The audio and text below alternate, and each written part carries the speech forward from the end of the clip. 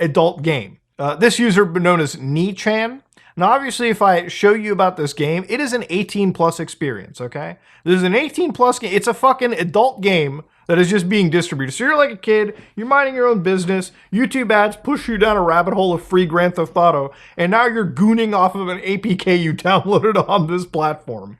That is the level of butterfly effect that we're kind of talking about with this shit, okay? So obviously, the moment you go down into it and you download something, it's like your connection is not private. Again, trust me, I'm doing what I have to be careful here. All right, but I do not recommend you ever engage with it. It'll give you an APK to download, and people will launch this, and it could contain absolute malware that will absolutely destroy your personal right to privacy on your device. All because I guess you wanted to play a goon-heavy game. Now, honestly, the reason why I'm making this video is that I'm genuinely really tired of constantly seeing this FBI warning every single time I open up my news application in the morning. And I feel like the thing is, it's a battle of attrition. How many people are falling for this so much that it needs to constantly be reminded to people, right? And then, of course, the black pill that really hits me is that, yeah, most of my audience, like you guys watching, probably are going to be relatively safe and understanding. I'm sure you watch like-minded channels that tell you the same thing, and I'm sure that there is a degree of common sense I've built into people. But let's say you're older, you're a kid, you're somebody that isn't versed in computers, and you're just somebody browsing the internet. And if you're not using things like ad blocks to stop malvertising, if you're not basically having the little bit of common sense, the amount of people that have actually been impacted in this is probably astronomical. There's a reason why the FBI treats this shit so seriously, and there's millions, if not billions, every year that is stolen and from the blood online will scams flow every once more. fucking day. And honestly, I wish in a perfect world it could stop. But to be fair, I feel like sometimes it's just important to tell people the most important way to keep yourself safe on the fucking wild west that is the internet is just have common sense. A basic ad blocker. And the ability for you to not download every plugin you see while watching an episode of Severance without a subscription to Apple TV+. Ultimately, it is what it is. If you like what you saw, please like, comment, and subscribe. Dislike if you dislike it. This video is cathartic to me. I laugh and have fun making it. And ultimately, I hope that in amongst all the laughs, you might be able to learn something. You might figure out how these things work and better be able to protect not just yourself, but the people around you. Okay? You are They found me! Now the fun begins. That hasn't even been beautiful. I see. If you like what you saw, please like, comment, and subscribe. Dislike if you dislike it out.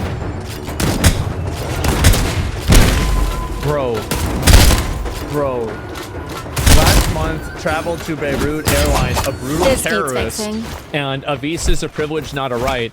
So there's somebody else who's getting their visa revoked as well. And the White House tweets.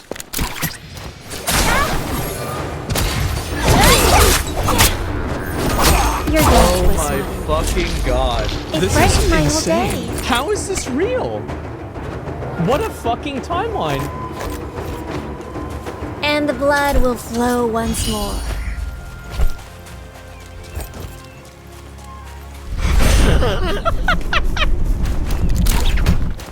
Oh no! Oh god, everything's computer. Holy fucking shit, man. This case is weird. Keep going. You'll see the music videos the White House posted. I don't agree with everything. Yeah, you don't have to agree with it. This is fucking funny, man. Let me see if I can find. Are there any more of these? Oh god. And there's just more of these.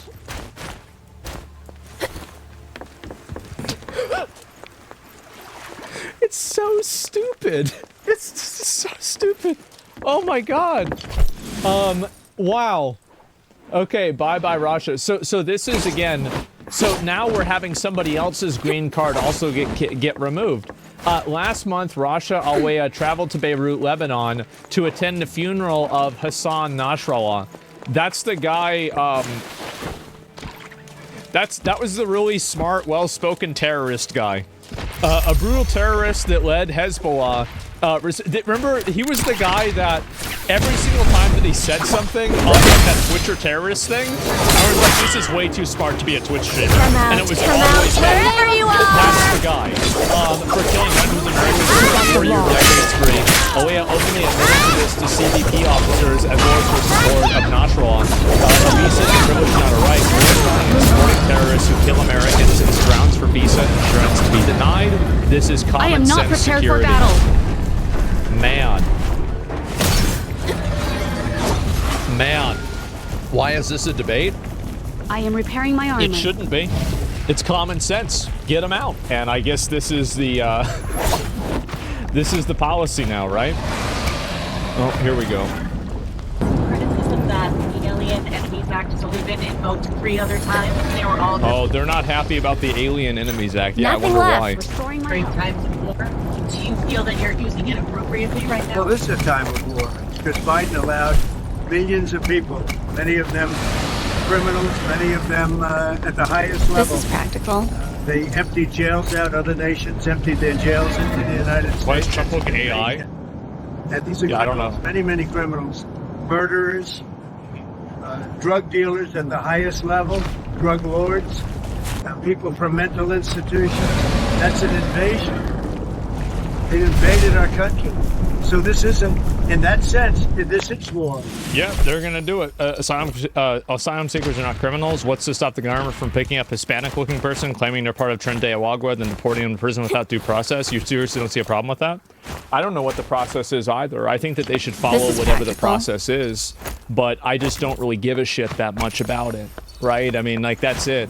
Like, I understand that, like, this is, again, more fear, right? You're taking a bunch of people that have tattoos all over them from, like, being part of this gang, and you're acting like this is the next step. You're going to be rounding up Hispanic Americans and putting them into El Salvador.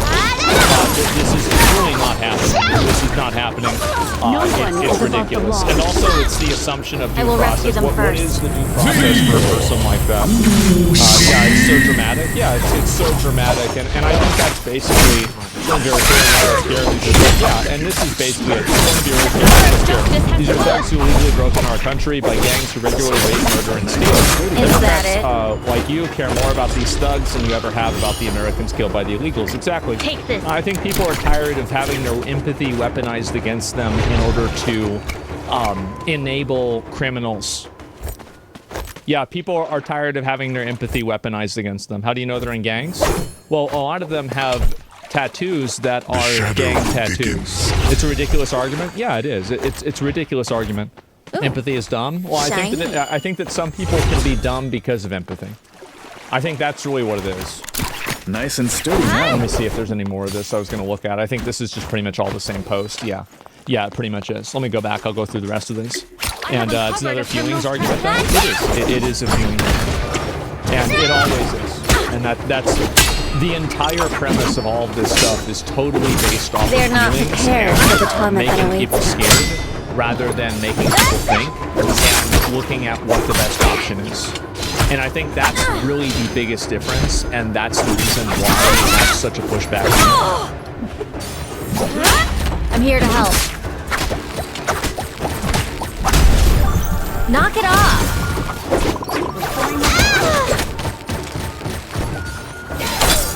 I'm here to help. Is that it? Fixed it. Come out, wherever you are! I will rescue them first.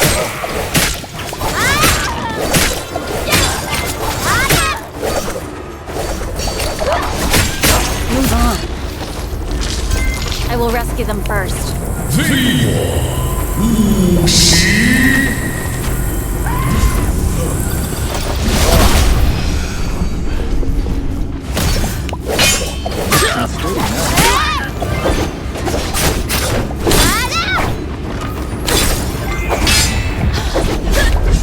Tiger. Cool.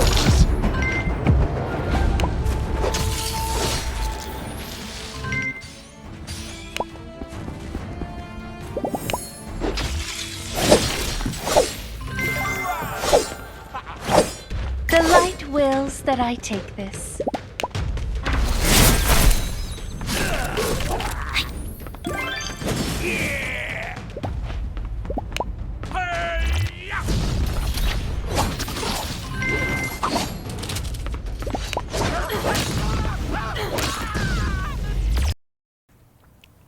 It's about balance. It is.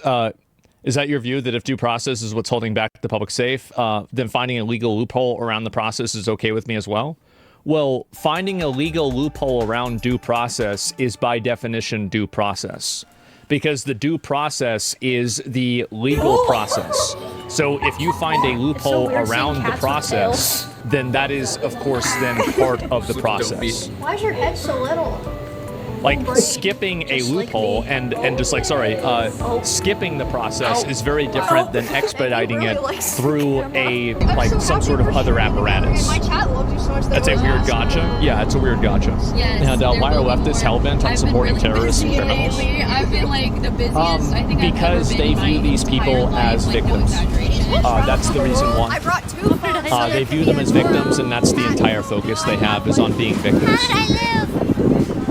I get so tired of people trying to justify those people coming in the country illegally. Yeah, I know. It is exhausting, isn't it? It can be tiresome even for me sometimes. But that's okay. That's fine. But now she's yeah, not let's eating see her if there's any more of these. Don't look at the scale. You're okay. Go eat. Go eat. Spinning into a tornado. Who are you with? That's the same one. I don't want to talk to NBC anymore. I think you're so discredited. Purple Pond's terrible. Strawberry matcha. They were on a 3-day vacation. The loophole becomes the process, but doesn't mean it's the same as the people, what the people commonly call due process. I might get the Yeah, but everybody does that. Sounds I mean, if you can find a rule to expedite a process and to make it work better, then you're going to use that rule. So due process is the law. Trying to play it so cool. a loophole is also the law, Yeah, so there's gonna because be that's other what a people here for loophole about means. 20 So it's the minutes or difference so, between, and this is another component to it, right? So you Two have friends tax now. avoidance and you have tax evasion. Tax evasion is when you break the law. Tax avoidance is a manipulation of the law that is So that technically told her legal. that she was So overweight a today. loophole Now she's not is eating tax her avoidance. Tax avoidance is fine. This is completely different from that? No, it's not. Avoidance is legal? Yes, avoidance is legal. So yeah, again, due process includes loopholes. And I said, by the way, I said the exact same thing. And I know people always like to play like this like comparison game. And be like, yeah, but what about this other thing that you said that's not related? I said the exact same thing about Hunter Biden and Biden issuing pardons. And people said that it was an abuse of the system. And I said that it's totally, it's not even clever use of game mechanics. That's what pardons are for. all the cats here would be like... So like that was the difference, right? Let me see here. If loopholes weren't legal, then how are people going to jail for them? Well, it depends on what it is. Yeah, I don't know who's going to jail for a loophole. I have no idea. Let me see here. I'll read a few more of these. I'll try not to bother. And check the Patriot Act, Section 412. They can read that if they don't understand what the due process is. Yeah, I mean, if they have the process and they have the policy, then that's the way it is, right? It's literally that simple. Let's see if I can find this. Oh yeah, here we go. This is another. Yeah, because these are all bigger than mine. So this is another person. This is very popular on Twitter. Is for people to post things that are people post things that are justifications of violence. So you had this woman here who makes a post that says verbally and physically accosted to my hat, literally minding my own business. An unhinged man comes and verbally accosts me, screaming at me, and then he calls me a man in the book, and then he hit my hat twice. It's actually crazy that Twitter and people on Twitter have justified. Well, number one, they've compared wearing a Donald Trump Make America Healthy Again hat with Adolf Hitler, obviously. Like, and what a big surprise. You know, it always goes right back to the same thing, doesn't it? It's amazing. I suggest you read some 1930, 1935 German history. Guys, you're not going to get me to say that it's a bad thing that deporting illegal migrants that are part of gangs that are designated as terrorist organizations is a bad thing. Again, like if you've come out on that side of things, you have completely left the realm of rationality. And yeah, deporting gang members is the same as a genocide. This is the kind of stuff that people do. It's the constant invocation of Hitler, of Nazis. It's so tiresome. It's so tiresome. It's completely overused. Nobody is buying this anymore. Nobody wants to hear about this anymore. It's exhausting. So please stop. Please stop constantly comparing everything to Hitler. Please stop constantly comparing everything to Nazi Germany. It's not Hitler. It's not Nazi Germany. It's just a bunch of retards trying to make people afraid. They're saying Jews in Europe are criminal gang members. Yeah, it's willfully suspending reality to argue an emotional fallacy. It is. And it's disappointing to see it happen, but there's a lot of people that have been completely taken over by that. But I will tell you guys this. The moment that anybody invokes any sort of parallel to like Hitler or Nazi Germany, I immediately stop paying attention.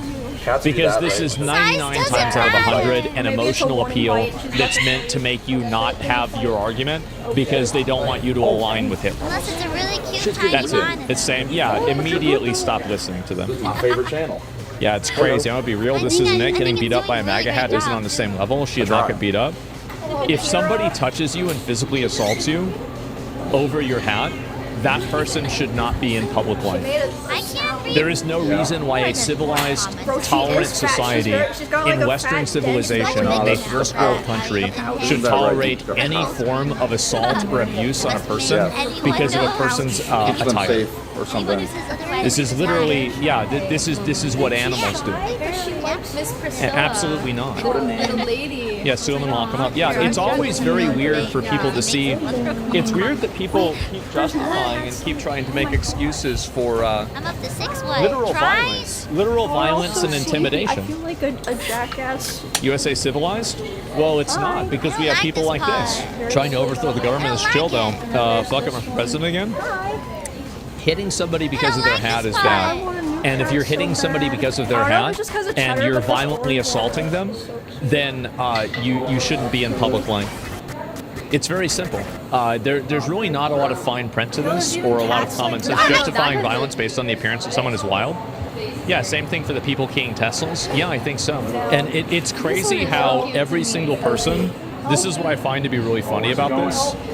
Every single person just defaults back to trespassing on the Capitol. Yeah, I did. Somehow. Since we've only had like 50 of these today, it's the same thing every single time.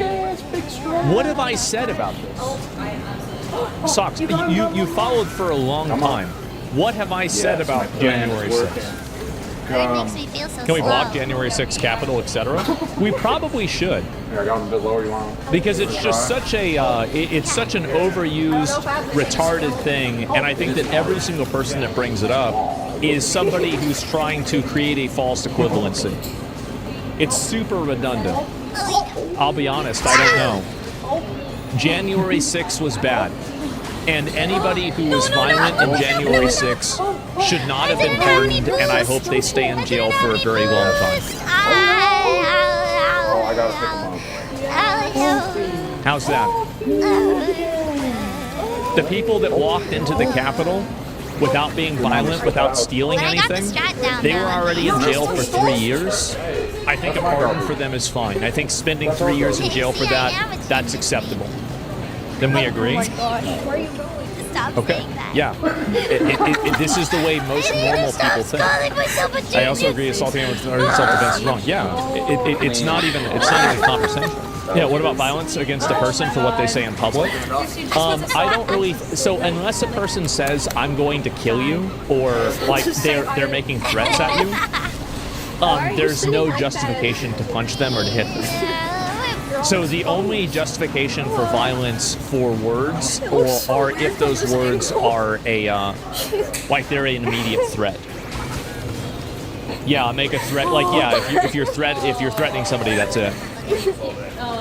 Should still be okay to punch a neo-Nazi in the face? No, it shouldn't be. Just because you've decided that somebody is a neo-Nazi doesn't mean that you get to punch them in the face.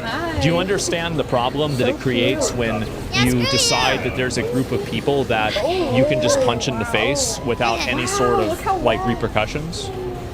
No, that's not how it works. Just because you think somebody is a Nazi doesn't give you the ability to punch them in the face. That's This is a low IQ, tough guy Redditor viewpoint that if people expressed this in real life, they would be in jail. Same guy saying punch a Nazi, they're complaining about due process. You know what? That's a great fucking point. The same people that are complaining about due process are saying to punch Nazis. That's a great fucking point. I'll see if there's any more of these here too. But DHS also released ICE arrest numbers. Those numbers are surpassing the Biden administration for what their arrest warrant. That's a cool fucking car, man. I want one of those. Yeah, one of these like off-roaders. This is badass. That's what they introduced. All of 2024. However, when it comes to those removals and deportations, that's different than an arrest. So we pressed the secretary on that. Here's what she had to say regarding deportation efforts. You look at the numbers, and we're going through them, but the arrest numbers, we saw that Joe Biden's even manipulating those. Even people that they were encountering and releasing into the United States, they were calling as arrests. So they capture them and then they let them go? Why would they do that? And then they say they're President Trump has been extremely aggressive in making sure that we're arresting dangerous individuals, getting them out of the country. But yeah, I need a brand new one for 22K? No, I think it was like 5K or 7K. I'd buy it. That's way too fucking much. But yeah. That would make it Let's see that here. much better. And sexually frustrated chat. Okay, yeah. People always like to make comments like that, but yeah, really not a big surprise. But yeah, basically Trump had this app. So like the Biden administration had an app that would basically it was how the migrants would like keep track of all their benefits and everything. And Trump canceled the app on the first day, and then on the second day, or I guess not second day, but like now. He has repurposed the app for their benefits into being a self-deportation app. Okay, I need to stop. Wait, Trump, on his first day in office, he ended that app. He ended that opportunity for migrants seeking asylum. But now they've repurposed that app as CBP Home. So we asked Secretary Noem, is that app being utilized? Does she think it's working? Here's what she had to say about CBP Home. It's building momentum all the time, and we're continuing to educate the public about it. But yeah, it's many. The last I checked a few days ago, it was getting it's hundreds and hundreds. I'm not sure if we're over thousands and thousands now, but every day as people recognize that there are criminal penalties for overstaying, especially after you have final removal orders. There's also financial penalties. Yeah, see, they're going to roach out real quick as soon as they realize they're going to get got. That's the thing. It's people like this, as soon as they start seeing other people get deported, then they start leaving. Every day that you're here for a final removal order, it could be $700 a day penalty. So if someone has been here for years, past the date of their final removal order, it could be tens of thousands, hundreds of thousands of dollars. And that's a consequence they could face if they don't self-deport. Holy shit, bro. Yep, there you go. And the incentive is that they'll face charges and the chance to reapply legally. Yeah, I guess so, bro. Not even you as an American citizen has paid penalties. Well, of course not, because you're a citizen. So why would you pay penalties? Yeah, but anyway, so this has been what's happening, I guess, right?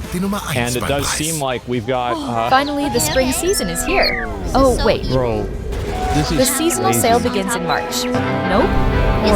Well, yeah, it does. Strategy, simulation, storytelling, and so much shit. Seriously? Okay, so we are doing this. You've got to be. I don't even know what to say. Separate about the in-depth tour of the Salvador prisons, how they work. No, I already watched the video on that yesterday, actually. It's so good. Yeah, it's fucking funny. This is what I voted for. Well, I'll tell you guys, how many of you guys that voted for Trump? Oh my god. So literally, you're getting, the only one you're that getting didn't react even. is the, It's like, even where better there's than not what you would hope for. It was that. Would you show chat or Yeah, not? no, I would show chat. Okay. Because this is my suffering. This is my Nora's allergy test. Yeah. She's one of those ones where it's That's like right. every single one is just. That's right. So Yep, this- 100%. He surpassed all my expectations. I thought he was just gonna take over and do fucking nothing. I did. Oh my god. But apparently he just doesn't give a fuck. This is all like seasonal allergies, trees, calling in all animals, like horses, cats, Well, we'll dogs, say, but we're not farm going to put animals, up with it. This etc. country is not going So to is it allow after 1 people to come in minute? and dump drugs And then and that's kill our after youth 30 minutes, and other then than that's our after youth. 1 hour. I think that the So I'm majority of literally Americans over- support using military force to get rid of drug Breeze. cartels. Just like combust if you go outside. I do. I think Yeah, this yeah, is a it's majority useful. opinion. And I got shots And I for would the say year, but- actually it's probably a 60% plus opinion. It didn't help. It was like a 10%. Older people are very much affected, so we're not going to let that happen. And I hate shots for just twice a week. Yeah, I think so. It's like too much. Not even American, I still agree. I mean, they have military grade gear. I'm sure some of them do. Yeah, you're right. And I wonder, and I feel like there's also a very good question. Where do they get that military grade gear? Oh, I see. That's crazy. Wait, that is a cat. Yeah, what is that? Where did all that come from? It has to be. Because like I have my idea of where I think it came from, but where did it come from? I wonder.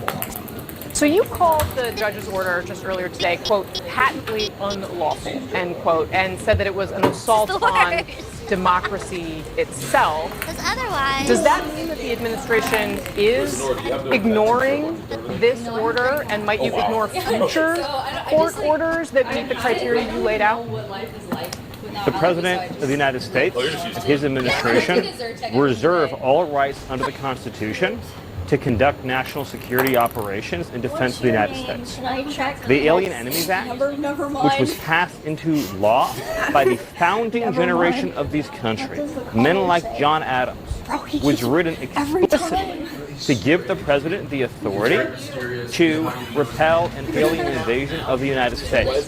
That is not something that a district court judge has any authority whatsoever to interfere with, to enjoin, to restrict, or to restrain any way. You can read the law yourself. There's not one clause in that law that makes it subject to judicial review, let alone district court review. Wow. So Stephen, when you say that this person has no authority at all, this is how our system works. It starts with these judges and then continues up. At what point does it become, in your view, legal for the justice system to be looking at this and making a judgment? And I fail to see how there's any other way but to start with where we're starting here before you get to eventually the Supreme Court. Well, so first of all, there's a term in law. This is not justiciable. In other words, this is not subject to judicial remedy. When the president is exercising his Article 2 powers to defend the country against an invasion or to repel a foreign terrorist, that Patriot Act shit was OP, right? Is there any cat we can't hold? Jack says her name. Look at her tag. Would you like to Yeah. pull Connie Lack? I can try. Wow. This isn't a Patriot Act? I thought part of it was. Oh my God, Con. And this is from 1798 or 89. Is unlawfully in the country. He's exercising his Article 2 powers as commander in chief. This is very important. Okay. That is Sorry, unlawfully slow in and the steady. country. So He's much for exercising speedrunning his core this, Article 2 powers as commander in chief. Is Venezuela invading the U.S.? This is a very important point. This is a Title 50 authority. It's a commander-in-chief authority. So just to ask you a simple question, you talk about how the system works. Does a district court judge have the right to direct or enjoin troop movements overseas? Yes or no? Well, Stephen, my question. No. You can answer my question first. In other words, Oh, yes, I love it. You're cute. Hello. Is Venezuela invading our country in a way that would TDA? So I'll answer. Can you answer mine? Under the terms of the statute, Tren de Aragua is an alien enemy force that has come here as detailed at length in the proclamation at the direction of the Venezuelan government. The statute says that a president has the ability to repel an invasion or predatory incursion that is directed by a state or a government, right? Are they a state or a government? I'm gonna kill these Yes, it is documented. The TDA was sent by the Venezuelan government in the proclamation. And here's an even more important. Under the Constitution, who makes that determination? A district court judge elected by no one or the commander-in-chief of the Army and Navy? The president and the president's alone makes the decision of what triggers that So do you determination. then think we are actually at war with Venezuela, the nation state You're of Venezuela? not hearing it? You have no hair. It's very funny for me to see this happen because I'm actually very happy to see this because I'm finally witnessing the downfall of this emotional, leading, dishonest, and disingenuous rhetoric that's been going on now for pretty much the entire time that I've been an adult. And I think we're finally seeing pushback against it. And this blatant emotional, it's emotional rhetoric. Orange cat I saw. Yeah, you have a That's thing it. for orange Thank cat. God. Yeah, I'm so happy to see this. I don't know how long I've been waiting for this to happen. Why do you make that? It feels so good, man. Yeah, it's because I hate people that act like this. I hate people that behave like this, that think like this. I completely hate them. And so I'm really glad that, like for me, I got fed up with this over 10 years ago. But a lot of other people, they tried to be nice, they tried to be reasonable. And now, finally, this is just kind of not working anymore. They're a designated terrorist organization and they've illegally entered the state, so yes, it's completely justified. Jon Snow. I mean, I would assume it is. Yeah, I would. I would absolutely assume it is. I'm an evil Minky. And you're not understanding. Read the statute. Alien Enemies Act, 1798. It says if a predatory incursion is perpetrated by a foreign government, so it lists three qualifying actions. Yeah, but it does say in the very beginning there has to be a declared war against the nation or you don't want to move says. the shoulders. Wrong. Or the Look up the statute. It's on my account on social That's media. actually where we found it. That rotational force. Yes. I wasn't even touching the shadow. You guys saw that, right? Or an invasion. More rhythmic. You guys Any saw that, invasion right? or I predatory wasn't even touching the shadow. against the terrorist unit by any foreign nation or I was government. steered clear from it. Okay, well then, there it is. I'm blind. Why is she defending gangs? Because the entire narrative is built around victimhood. So it's about defending the people who are victims. And it's not about what's good or bad for people. It's about figuring out who's a victim and then defending that person. Why is your head so little? You'd be like, I got you guys. That's the reason why. My really tiny brain. It's literally like it's completely Just one-dimensional like thinking. Statute delineates 3 criteria for triggering the Alien Enemies Act. One is an act of war. Oh, this one's cute. It looks like Which, by the way, isn't an act of war, but put that aside. One is an invasion, which this is. One is a predatory incursion, which this is. So it actually meets all 3 statutory criteria. But with respect to this particular statute, the proclamation is utilizing the incursion and invasion language in the statute. So, but it's a very important question because no, hold on. This is very important. You said the way our system works is the President of the United States commands the armed forces of the country, commands the foreign policy of the country, and that's subject to district court review. That is false. I never said that. I did not say this was not a military operation. A district court judge can no more enjoin the expulsion of foreign terrorists to foreign soil, that he can direct the movement of Air Force One, that he can direct the movement of an aircraft carrier, that he can... I hate these guys so much. This seems like it would be right. Friend for cheddar? Yeah, it seems like that would be true. Do you like Opie or Yeah, it's completely logical. I think you like Seamus better. direct Marco Rubio. Okay, do you think the Supreme Court has any say over this or not? This cat to me is more Does the Supreme Court of the United States have any say over the things that you were just outlining right here? I believe what the Supreme Court will say is what I just said, which is that the president's conduct here is not subject to... Okay, but you are acknowledging that states do in fact have a say here. Even though He said that they would agree with him that they don't have a son. Oh, is that what it is? That's not what he said. He just sniffed girls and like he'll like walk up. He's chill around me.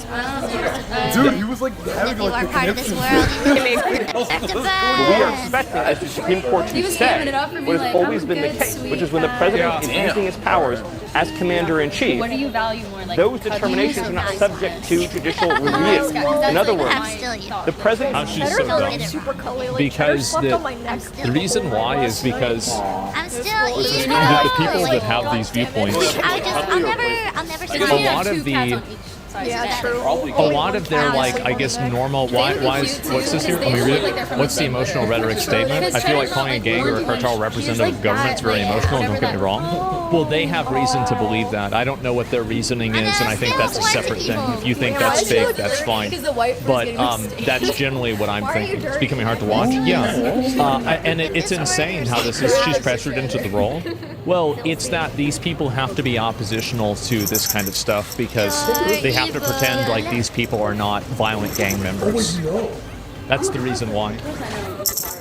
And so the only way that they're able to make an argument for this is by misrepresenting him or reframing what he says in a way that is not what he said. That's it. Oh my god! Designation of Friend Yarawagwa as a foreign terrorist organization and as an alien enemy are part of the inherent plenary authority. There is no way. There is no way. Just you to expel. How are you going to expel illegal alien invaders from our country who are raping little girls, who are murdering little girls, if each and every deportation has to be adjudicated in a district court judge? That means you have no country, it means you have no sovereignty, it means you have no future. It is fundamentally incompatible to have a country and have individual expulsions adjudicated by a single district court judge. And this is the reason why these people are losing, is because these guys and this guy has controlled the emotional narrative. Is because now the emotional narrative is these people are justifying and keeping people in the country that are raping little girls, right? And that's the reason why they're losing. Is that I think that a lot of like left-wing reasoning is based completely off of emotion, and it's based off of like fear. And so if Look at you her can go! control that Here and in you my can use hands that is the against power them, supply that's then the responsible for arguments that they that have fireworks immediately display. fall And apart. guess what, guys? And we so didn't that's try what's to kill happening. it. And Yeah, it this is isn't also from some emotional random rhetoric. It AliExpress is emotional brand. rhetoric. This but unit has you have to fight 5 fire stars with fire. on PC Part Picker And that's the reason thousands why of they're sales winning on Amazon. in the And yet, court of public opinion. It failed That's the exact spectacularly reason. during routine testing for It's Power because Supply Circuit. you're Our basically channel using that's been testing stronger and more legions of power persuasive supplies, emotional and rhetoric along the way discovering that that people care more many about. power supply manufacturers Yeah, it's the aren't Uno so reverse honest. card. Exactly. Some are over-representing their products. That's also true and of the Fang Child wait, Rapist. Well, that's some are the point, underselling right? their And I think performance? That's not what I expected. Let's be real, it's Well, emotional rhetoric. either way, yeah, it's finally time and to that's take a look actually what at the our difference power is, too. supply gauntlet. And when he's I say looking at gauntlet, that I on- mean it, because And our so power supply that's testing really the, process has resulted in a that's the staggering reason why this is shifted, 23% and that's the reason failure why rate, a lot really of public separating opinion the has good shifted as well. from the... It's because they've lost the Right. emotional moral battle. Speaking of in the failure, minds I of just people. failed to do a segue. Is that they're to our no sponsor. longer being seen as sticking up for the their little guy. core liquid They're A50 being AI portrayed cooler as is quiet, being running stylish. defense for Best terrorism, of all, running easy to defense install. for Cool down your illegal high-performance gang build by picking members one up and today rapists. using our link in the description. And so 9 as months soon as ago you now, shift we that launched our narrative first and you're able Labs to team paint them channel, in that PSU picture, Circuit. And well, since then then, now we've the tested entire 39 foundation power that they built supplies, their entire 9 of argument which off of died at doesn't some point exist. during our test suite. But And so that's we're why, getting ahead of ourselves. That's why there's been First, such a it's time to cultural take a shift look against at it. our fully armed and operational You see what my power point supply is with station. this? Because the keen-eyed among I'm you sorry, might but it have feels like noticed you're that it showing looks bias a little different from how it looked I 2.5 am biased. years I agree ago with when you. we first I agree with unboxed you. this I bad want boy. to, like, for Starting sure, at the I'm bottom, definitely we've got our biased about this. AC Absolutely. source, which is able to deliver But 3 I think it's kilovolt important to follow amps, the which rules is for sure. basically But I don't 3,000 really know what watts, the rules but are entirely. not quite because But it seems reasons. to me like it would be This odd is enough if for like us you're to taking test a up to military action and 1,600 that watt has to power be, supplies decided by a because judge. we need to be able to it's briefly a data deliver center issue. Yeah, 200% exactly. of the rated power for the power supply And for let me excursions penetration see if I can testing. read a few more of these. As You for was why their it narrative. isn't What about exactly that? double the What's the actual reasons. I don't think that Now the fun begins. Above that, we have what Chroma calls their on-off controller, which is just a big relay, which is just a fancy name for switch. And above that, we have our short circuit and overvoltage protection tester. Moving up, we have our DC power source, which we don't really use at this time. And then above that, we have our timing and noise analyzer, which is basically a headless oscilloscope with a host of relays that can be used to automate functions like turning the power supply on and off, or changing the characteristics of our load. Say, for example, to add capacitance. the reason why this is Then there's a happening. shelf. And the reason why you're seeing such a big Above the shift shelf, against we've got the connection, it's because which allows these people have lost easy the connection, so that poor Lucas manipulation doesn't have to go game. spelunking in the back of a rack every that's time the a wire main needs to be plugged in. Of course, And the the real meat blood and potatoes ones is you- up here. Our What does the 13 Trump loads. administration believe? Because we do have Unlucky separation number of powers for in many a power I hear supply. what you're Basically, saying. these Yes, guys use separation of powers MOSFETs does to not dissipate the have energy authority from our to power hearing, supply Stephen. as Let me heat. finish. We've got Oh, 12 400-watt okay. loads that can be strung together Did to you fully ignore load. the judge's order here because you thought you could? So the judge's order Any rail and the on actions any taken power by supply the up to Department of 1600 Defense, watts, Justice, and and then our Homeland Security 13th are not unit in. has two And the Department of 100-watt Defense loads. We can use the 5-volt standby and minus 12 volts since we need a big individual load for those. It's As the Justice Department said, there is pretty no warm conflict behind with these the judge's guys. order. And beside that is a digital multimeter, which we use for the 7 thermocouples that go into our test chamber to measure ambient air intake and exhaust air for the power supply, and measures the connectors to make sure that they don't, melt.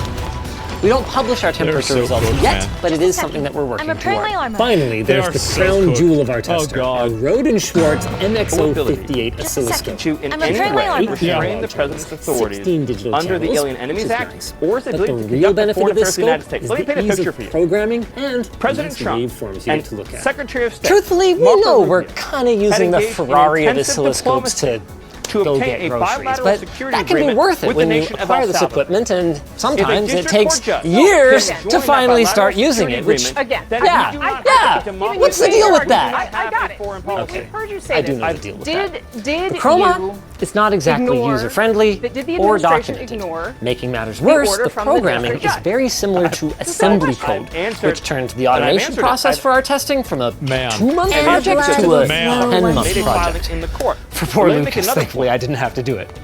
But The now that it's judge in finally this case done, put the we can lives of figure every out single what power person on supplies those are good aircraft at risk. and Did he know how much which fuel ones was in are those not so planes? good. Which Did brings he know us to an the flight important question. conditions? Did he know What the makes weather a power conditions? Did supply he know how many good? crew hours? Well, at Did its he know most the need basic for level, crew rest? a Did he know good any power of that? supply must adhere to the I think that ATX this is more specification argumentation and that this guy deliver should these use. voltages to And your I think copy, that the best regardless type of of the kind emotional of load that it's under argumentation or the is input the power type conditions. that basically Now, turns we don't somebody's follow empathy exactly into somebody the else's ATX suffering. prescribed test plan, And if you but use that we try argumentation, wherever it's practical, it and works our very tests well are on people. heavily And I think inspired that they should by continue ATX. doing this and The save good us a lot. news is pretty much everything we've tested, Not this in even particular, the ones that but failed, in a general sense, has pretty I much think operated absolutely this within is the the case. ATX specification. Because until basically it the didn't. problem is that But the bad news is the we have link is seen never some really big kind of differences in explained to efficiency. like an average In simple listener terms, or an average the viewer efficiency of a power of like supply is how the percentage of the treating power these that you draw people from the in a wall certain that way gets or turned being into more useful empathetic energy towards that you're them ends up consuming. hurting other people. Now, many And I manufacturers think that market once their you power establish supplies that with link, a little 80 then plus you certification completely that you'll gain find on the the box. like emotional but in upper our hand testing, and like there the were moral two upper hand. power supplies whose measured efficiency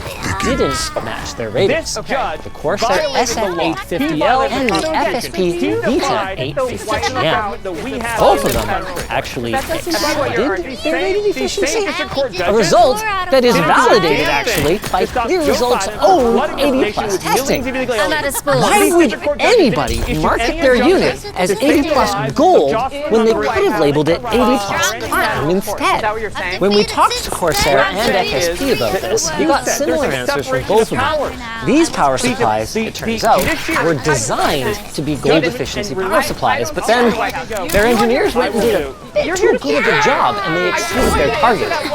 Here's the thing, even though their tested units exceeded the target, they're not confident that every single unit off the line is going to hit platinum efficiency. So they decided they'd rather be conservative with their ratings. Also, in the case of Corsair,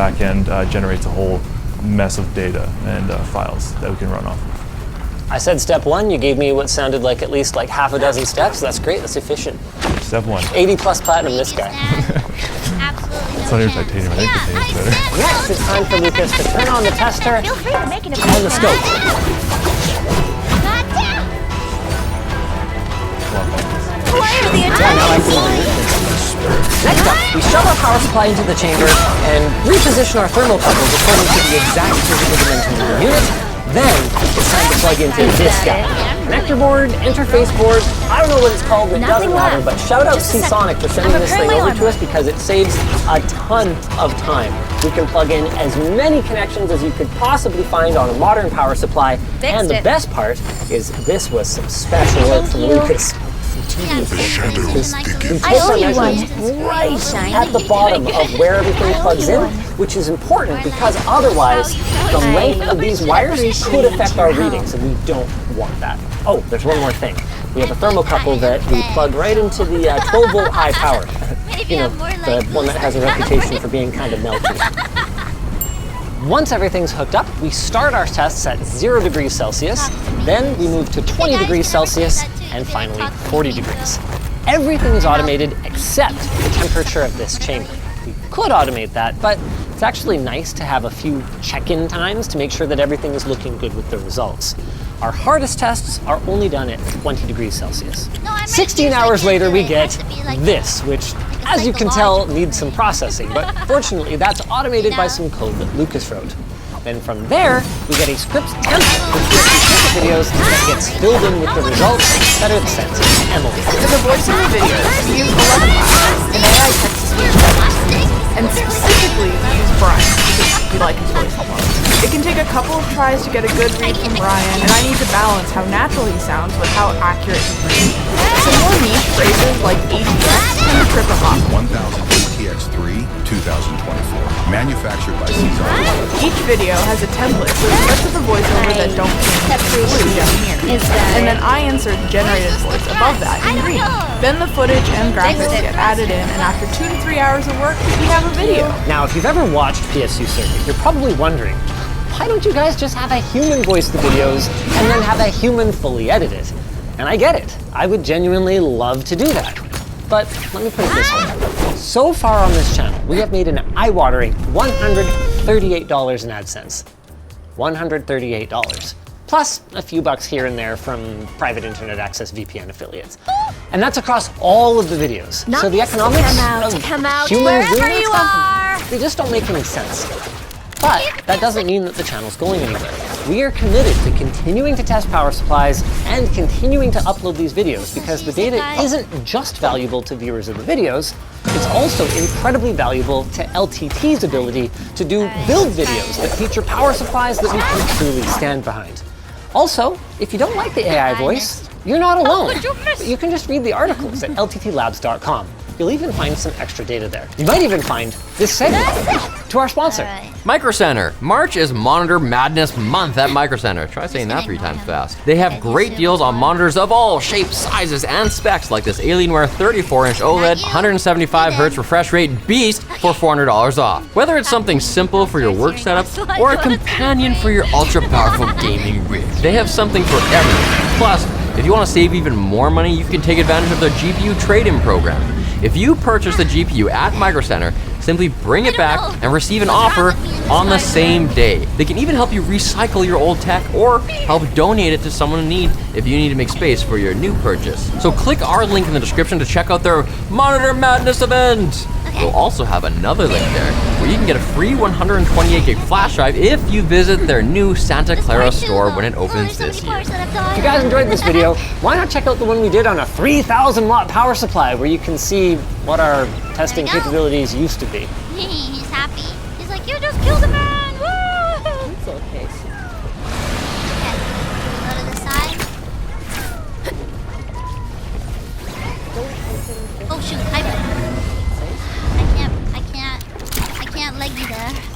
I can't leg you there or else I won't be able to make it. Okay, forgot about that. Okay. Can't leg you. The shadow will soon spread. Okay. Oh, saved! Oh, hope you're having a fun day. Stay safe. Oh, thank you. I am having so much fun. Despite my molding. I always have fun. The shadow You know, spreads. you can tell if I'm not having fun in the game. What is this? I think. What is this? Alright. Just some mild.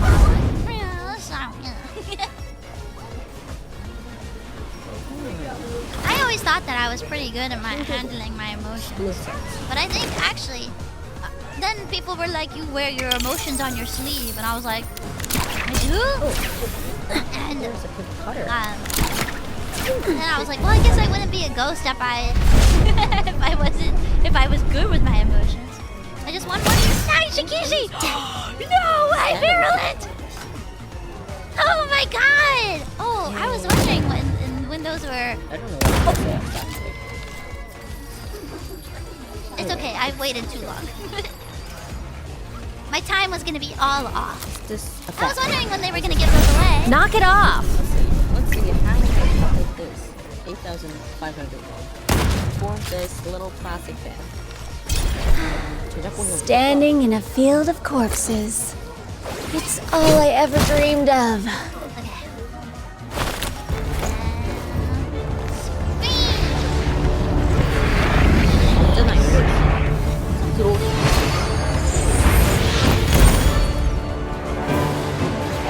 Oh, come on! I barely tapped it! Yeah, congrats, Virulent! Congrats! Oh, I barely tapped it. Wallets? Yeah. Oh, that's the soap. This is made by soap. There we go. That's what I wanted to do before.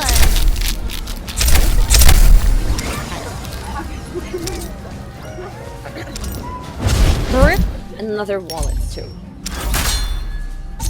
And there is the clock and the coin bag. Maybe this is the coin bag. Yep, it is the coin bag. And the coin bag. And What they call Violet.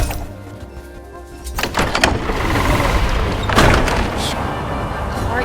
Yeah, this card. It is cute.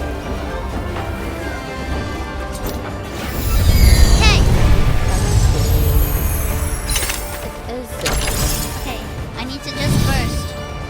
No leggy, no leggy, no leggy. 약간 춤이랑 Just burst. Just burst. It doesn't feel like my face. Oh, Yeah. what's wrong with me? It is Maybe, cute. just kidding. Maybe I can.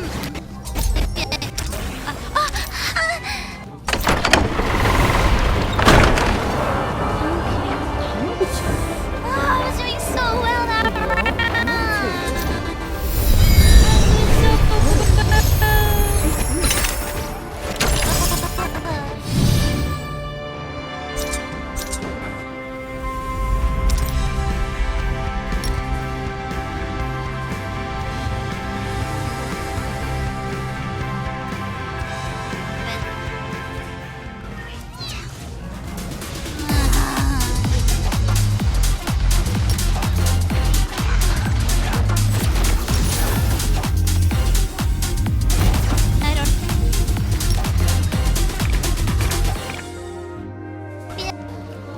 So cute. Oh, 가격도 괜찮은데? 얘네들은? It's cute. 이건 나쁘지 않은데요? And there's some figures and car air fresheners. Oh shit! What's the straps? Straps? 이거 충전기.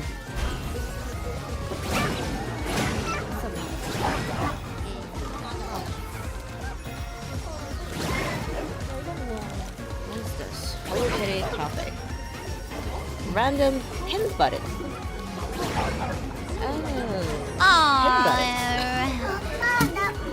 Pin button. Evil Mint, no! 살만해. I can buy You guys this. say that you don't Pin like button. me anymore. Let's buy this for finger ones.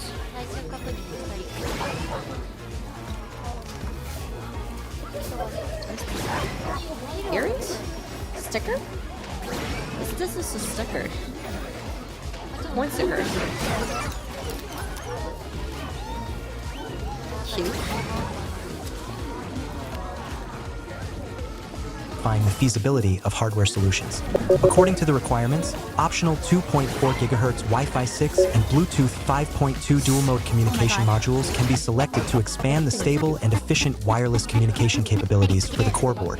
The board adopts the castellated hole design, leading to rich interfaces such as MIPI CSI, GPIO, USB, Ethernet, audio, etc., providing developers with a high degree of scalability and design flexibility. Compared with the Luckfox Pico Ultra series, the Core 1106 core board further expands the application scenarios of RV1106, suitable for various fields such as network cameras, network digital hard disk recorders, smart doorbells, and intelligent central control, providing hardware support for diverse application scenarios. The Luckfox team also provides customized SDKs and wiki tutorials with rich application examples to help users quickly get started and develop further. The Luckfox series products also have an active community that continues to operate. Many problems encountered during development can be found in the discussion of the forum to find answers or ideas. At the same time, everyone is welcome to exchange experiences in the forum and jointly explore more innovative solutions.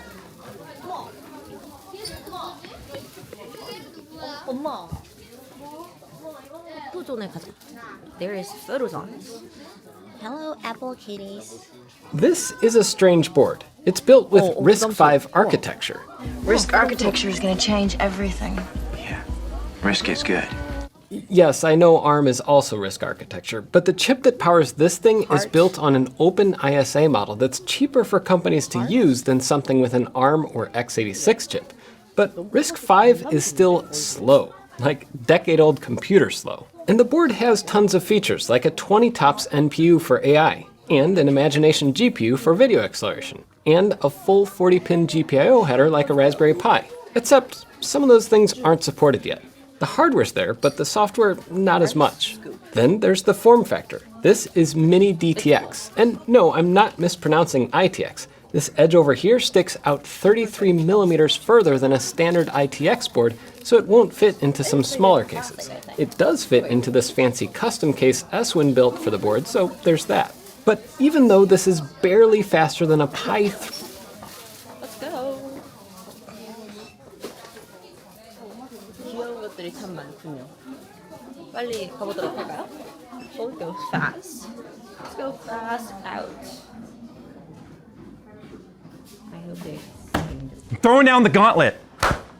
Or in this case, the soft gloves. I watched Steve's live stream video of overclocking the Astral card with him and Stepanzi, aka Bearded Hardware. There was a lot of talking going on. Let's see how one guy in an AC can do against a professional and then Bearded Hardware.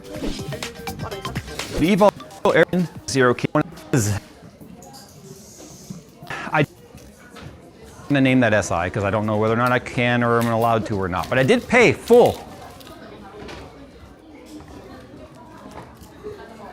Aorus OC up there, or like an Aorus Extreme card, a couple MSIs.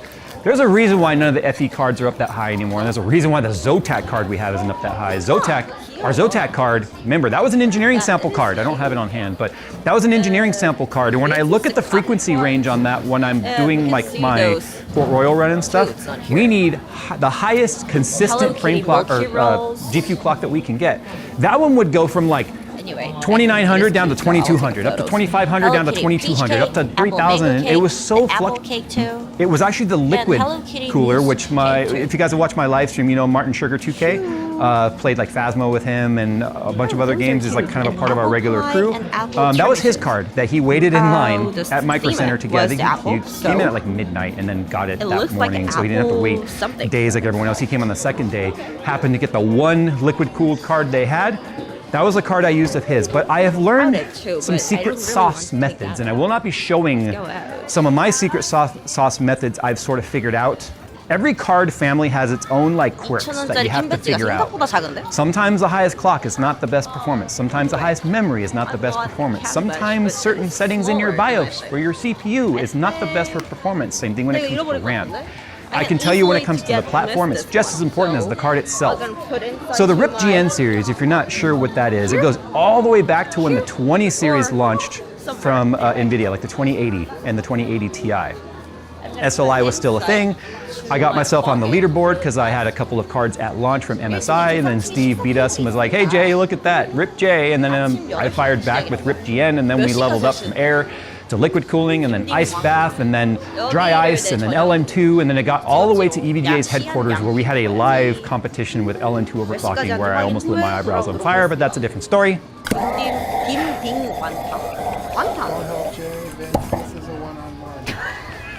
Did you just blow your eyebrows? I saw a flame. I saw a flame. And then we did Rip GN a little bit with 30 series, and then 40 series it didn't happen at all. So I threw down the gauntlet. In fact, I've already beaten Bearded Hardware score by a lot on this air-cooled card without the air conditioner. And then I beat it even further, my own score, with air conditioning. So I've only kind of played around with this card in Port Royal, but when they were doing their live stream, they really did. It's all in good fun. There was a lot of talking and teasing. I know Stepanzi, we talk cars a lot. I've known Steve for years, obviously. It's all in good fun. So if you see some heavy talking, just know we all do respect each other. But these are bragging rights here. And we have to, bragging rights come with talking rights. And the whole point is to put that right back in your opponent's mouth. Gross, but true, okay? So anyway, back to what I was saying.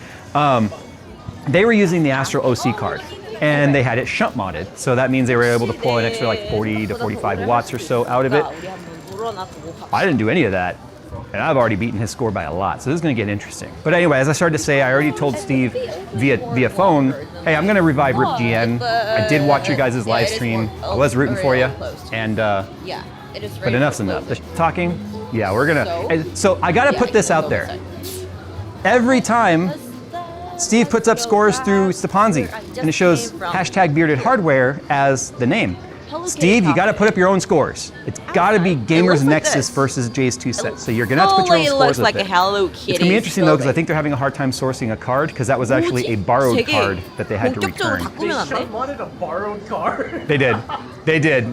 That's brave. They got approval. They were allowed to do it. It was actually an SI that let them borrow the card. And it was slated for a build, but they asked the person who the build was slated for, can Gamers Nexus and Bearded Hardware use your card to modify a little bit to try and get on the leaderboards for reviving Rip J and then their own purposes, and they were like, yeah, do it. It carried a full warranty. Don't worry, the SI is warrantying it. But yes, they did that with a card they didn't own. I own this card. I may or may not look into modifying it. But I gotta wait for the $3,300 I just shelled out for this to kind of cool off a little bit, no pun intended. Let's do this. Let's go ahead right now and just kind of get ourselves on the Steel Nomad chart. And then I am pulling out all the stops to the AC. You guys have seen me level it up from cardboard, back like cardboard forever, up to like styrene. Spent $200 in materials today, raw materials, just for the AC. So now we're up to $3,500 worth of Rip GN. Actually, this whole competition should just be Rip GN and Jay's wallets. Again, this is not like a review of this card, but I want to point out this is the only card on the market that actually gives you per pin monitoring on the 12-volt side of the 12-volt high power connector. So you can actually see the live amps and stuff. So this card is the one card I feel I bought some. Might carry some actual value to some of the premium cost over the other 5090s. Now please don't confuse the word value in 5090 in a holistic sense. Like, I don't feel like the 5090 carries any value over, say, finding yourself a used 4080 or something like that. But in terms of this one, giving you at least monitoring and warning you if your pins are over amps is a nice thing to, you could save the card beforehand. Apparently, I don't have one. If you pair it with a Thor V3 power supply, it'll actually load balance on the power supply side. So that's kind of a neat ecosystem. But we are going to be turning off power detect, because I don't want it yelling at me. My PMD is already going to be yelling at me. But anyway, you can see right here, I'm number 11, right? I was down at like 50 something. I had a score of like 40,160 something, I think it was. Phil can put it up here. I came all the way up to a 41,695. I gained 1,500 points with no mods. That's what's crazy about this. I'm wondering if there was some sort of an inefficiency in potentially Bearded Hardware setup, so he's number 35 at a 40,819. So that was the score he put up. His max boost would have been 3210 if it could maintain that, but due to power and voltage and all that limitations, it would never hit there. His memory clock is only at 2,000. That's because they were using MSI Afterburner. They know they need to go up to 3,000. But if we look at his average temperature, 47C, and I believe at the end of the runs, I didn't watch the end of the live stream. I did watch when they beat my score by like a few points, and they were like, oh, there goes Jay, now we'll move up the leaderboard. I know for a while there they were talking about, and I actually wanted to try this, but I never did, and it's funny that they tried it. You put a bunch of LN2 in like a pan or like a bowl in front of like a metal bowl in front of the GPU, and it puts a ton of vapor. I hate that LN2 vapor is very, very cold. And the idea is you put it in front of the GPU, it sucks those vapors in, and it will cool down the GPU just because the temperature of the air going through it. I don't know if that 47C includes that. I think it does, because I know for a fact they didn't have an AC, and they did have LN2, so I think that's LN2 vapors right there. But look at his average core clock. MLB. 2920. MLB. Now here's why I think there may potentially be a small inefficiency in their setup. So he's got 32 gigs of RAM. His RAM is running at Major League Baseball. Well, that's the GPU. And his RAM, there is so he's at H&M. 5.45. I think he's at 5.4, but 5.45 gigahertz. And he was running 6,000 megahertz RAM, 잘 어울리는데 32 gigs of it. 어깨가 So 큰 we have 남자들이 very 입으면 similar 잘 어울려요. setups. 어깨 좁으면 But what was his average 안 clock? 어울리더라고요. 2920 average clock? 어깨가 Mine, 크다의 기준. my average clock is 3,076. 근육이 So I got it 있잖아. significantly 어깨가 over 넓고 3,000, but I'm still at 약간 inefficiency 슬렌더 loss 핏이 versus 잘 those 어울려요. above me, because the people above me actually have a 마르고 lower 어깨가 average 넓은 clock. So that just shows all kinds of weirdness happening. 그런 with 사람들이 these. 무슨 옷이 So 안 you can 잘 see I'm at 5.4 어울리냐면은 gigahertz 아무튼 on the 그렇습니다. CPU, so I'm about Look 50 at that. megahertz There's a deficit. mask. And then we are running very comparable RAM. I'm at the G.Skill CL2836 at 6,000 megahertz. Again, two sticks with 32 gigs on the Type keyboard. Steak, beef Fun steak. fact, I am running the exact setup that apparently is killing 9800 X3Ds. And this Oh, yeah, anyway. thing has done no less than 1,000 GPU runs in the last 2 months and has been running day and night with no issues whatsoever. However, it is still on the out-of-the-box BIOS, and I never touched it. Oh, juice. 5,001. So Up I'm to not gonna touch it. 10,001? So here's the Seriously? thing. If I could beat his Port Royal score as much as I did, theoretically I should be able to What beat kind of this. beer do you like? But What I know brand is nothing your about best Steel one? Nomad. I know nothing about its nuances. I know nothing about I what it like- likes. Does it like more RAM speed? Does it like more GPU core? Does it like more CPU? I don't like the I have Guinness. no idea. So And what we're I gonna do don't right like now the is I'm gonna Heineken just too. do a quick If dirty I- overclock on this. I'm after gonna do I like a ate plus the 300 or Heineken, something like that it on feels like- air. And I'm gonna see where we land and we'll start dizzy? tweaking. Not dizzy. The settings. After. So one next thing I'm day, gonna have to when do I'm here eating is the Heineken, drink the Heineken. you can see the clock speed caps out at I have a 2838 headache. in I don't know GPU why, tweak. but That's anyway, not I have gonna it cut it. like that thing. So what I have to do is I have to go to settings and then click enhanced overclocking range. Do not show monitor. 여기 Do not 근처에 apply 김 previous 써만도 settings. We don't want to apply previous 김 settings 탈거 좀 봐요. because if you put something in accidentally that's way off, like a plus 1,000 on the core or something, every time the driver initializes, it'll crash. So don't 딱히 가고 싶진 do 않고요. that. Just save your profiles. And I don't want you starting with Windows. 공시 연관. So I can, all right, we're going to 5,160. 연관? So if I was to apply that, the system would crash. And on every boot, it would crash again if I had that setting set that says load previous settings on start. So don't do that. Okay, so 15,308, that's clearly way far away from the 16,400 something I think we needed, but that's fine. I honestly wasn't going for that right now. So I want to look at my core frequency. So it looks like I was at above 2850 the entire run. That's what we want. That pink line's a core clock. We want that to be level. The Zotac card, as I started to say, and the reason why it just doesn't compete, and I don't know if there's a defect in that card because it's an engineering sample, that is like a heartbeat. It is all over the place. It is And I bought this leather. Yeah, I bought this kind of leather. What's it? Leather skirt. Yeah.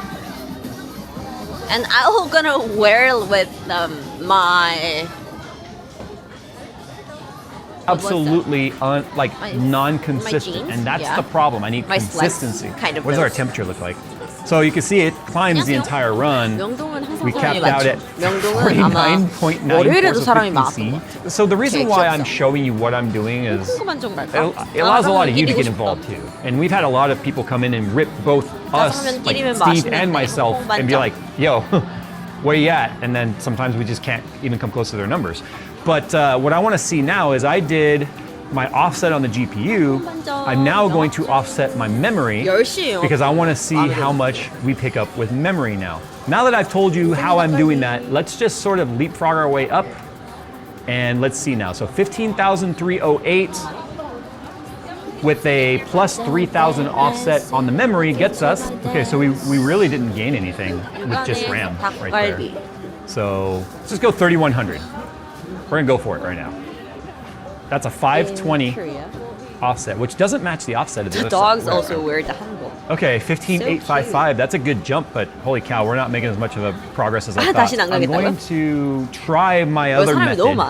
Oh man, I have no idea what that run was 수능 now. 끝나고 하면 진짜 사람 That happens 많겠다. sometimes. Like I've had that happen before where I 11월 get a crash or something weird like that. 11월 달에 And then just say 명동에 screw 사람 it, run it again, 진짜 많거든요. and then it works fine. 정말 Like it goes through and everything's good. And then I can go 모든 farther 사람들이 sometimes. 다 명동에 It's 튀어나와 almost like it has to complete a test to know, oh yeah, I can do it. And then it gets like the confidence to know it can do it. 바글바글해가지고. So we picked up a little. 죽겠어요. We're going to port 50. 그러니까. Yeah. So 15,959. So we picked up a little bit. I'm gonna go for 500 before I put the AC on, and then we'll move on to AC. 남겨질 만한 because 그런 공간이죠. this is a raster test. This is not an RT test, so it may or may not like this. 저도 언제지? I was mid-sentence saying, oh, that was an easy run, and then 기억상으로 it crashed. Wait.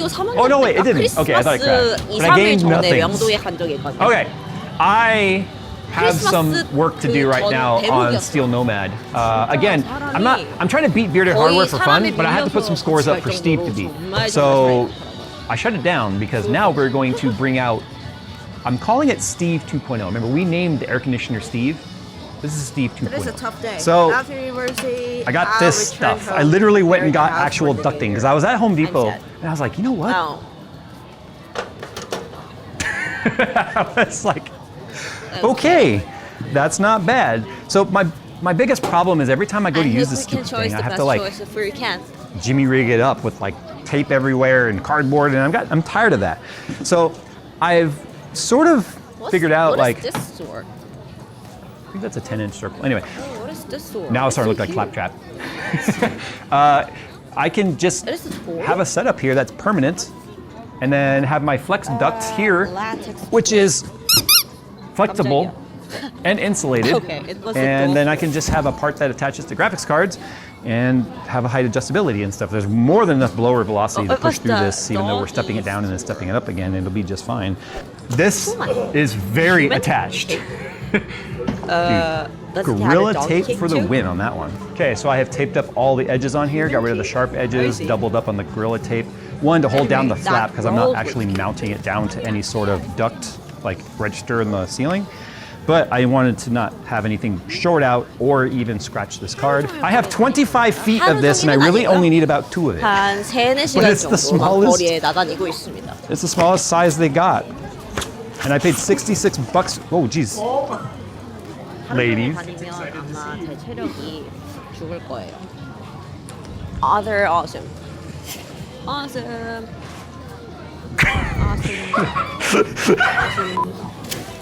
야숨 하고 싶다.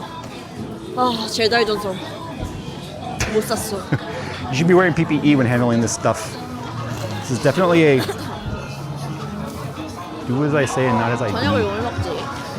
kind of a situation here. 햄부기도 맛있는 거. 햄북 스탁스 햄북이 두개 오늘 타려오라. Okay, we're good. Everything. Yeah, it looks This might like be the really nicest everything. version of it yet. All right, Steve. And let's go to this You're way. ready for work. I just have to tape up the gap on the top, and then I'm gonna tape up this gap right here on the card. I don't want anything bypassing that way. Still trend about this Steve's put on waffles too. place. They're selling lots of waffles and bags too. We can Fibers. get it Yeah. decorated with the waffles. Woo! And I'm covered in backpacks, too. fiberglass fibers. I haven't This is why seen you're this. also supposed It's also selling a Yeah, this is backpack screw. through. This is why you're supposed to be 조명이 너무 Wearing like a- 빛깔이 번쩍해가지고. whatever. All right, let's get this thing fired up and getting cold. And I'm gonna at that. pre-chill the card. Atom We're set up. We're chill. There's Let's something see what the on. idle temp is right now. 만 원이요? 만 원. With the blanket method I told you about, I couldn't get the card to go below about 17 degrees. So right now, it's at 11. All I need is a few degrees. It will matter. It will make a huge difference. All right, here we go. I just want 아마 to hit 귀걸이로 나온 41,007. 거였지만 쓸 수 있을 것 같은데. 41,748. And that's slower than I was yesterday. Like, what I mean by slower is I did not push the clocks as far as I normally did. So that shows just the extra air going through here is actually beneficial. So this should now have put me in the top 10. 41,748. Now you can see I got to get up 41,756. And then Junbal at 41,843. That's a bit of a jump. And then Phantom at 42,053. So now we're starting to get to the guys that are playing with the cards. So let me push this now. 근데 얘가 약간 흡혈 습성이 550. 있어가지고 제 뒤꿈치를 먹어요. And I'm 겁나 gonna let 아프. it chill out just a little bit.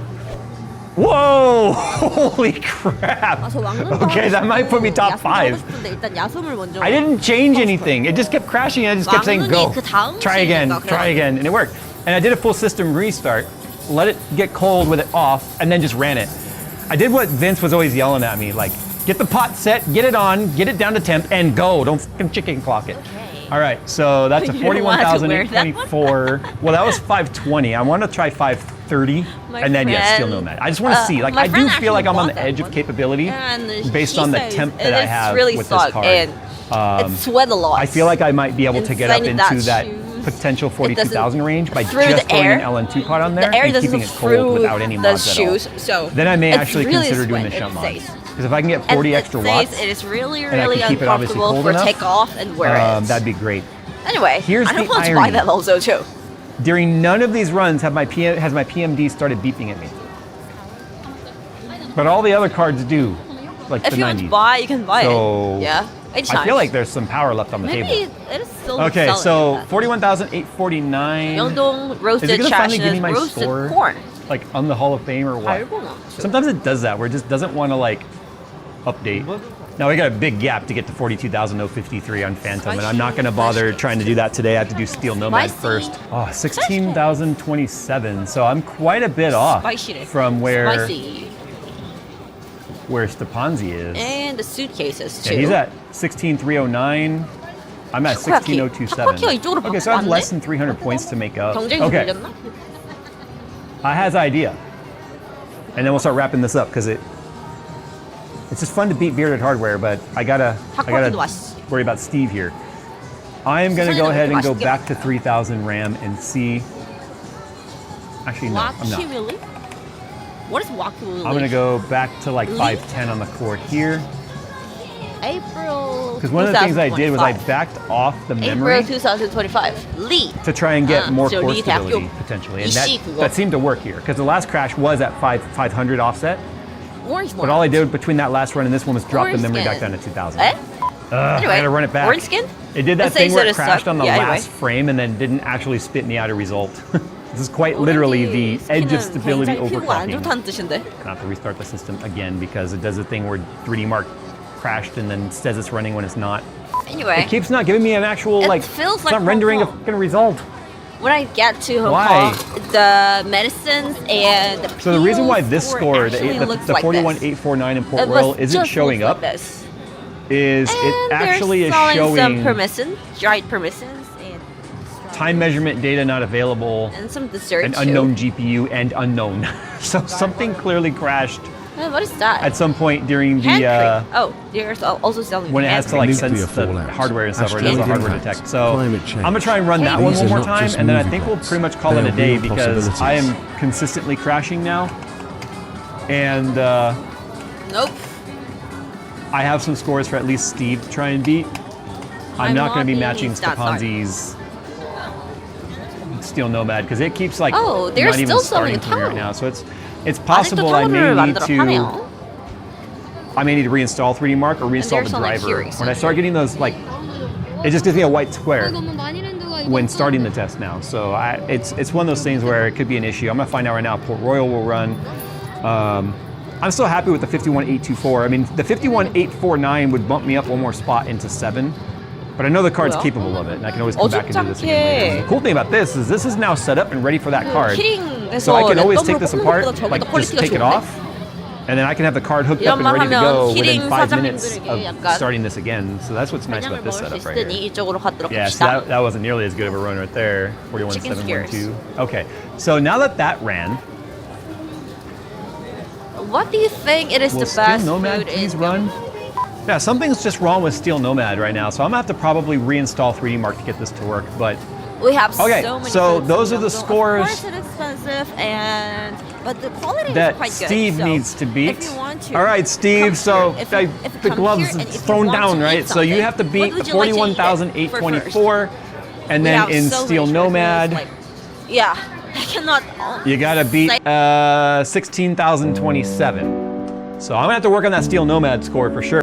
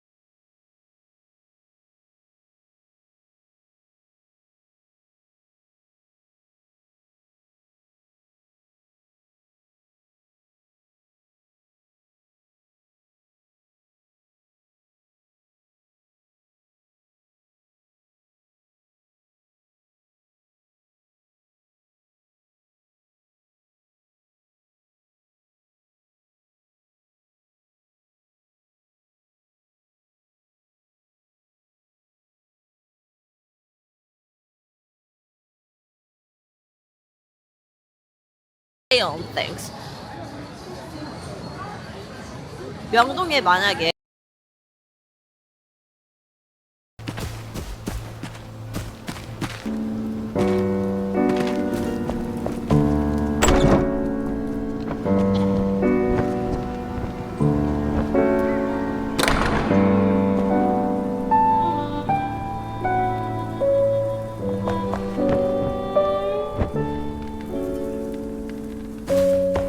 Hello, dear Homepedia family.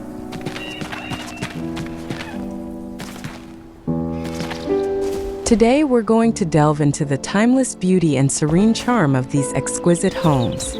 Whether you're a lover of Spanish-style architecture, rustic elegance, or simply seeking inspiration for your own home design, you've come to the right place.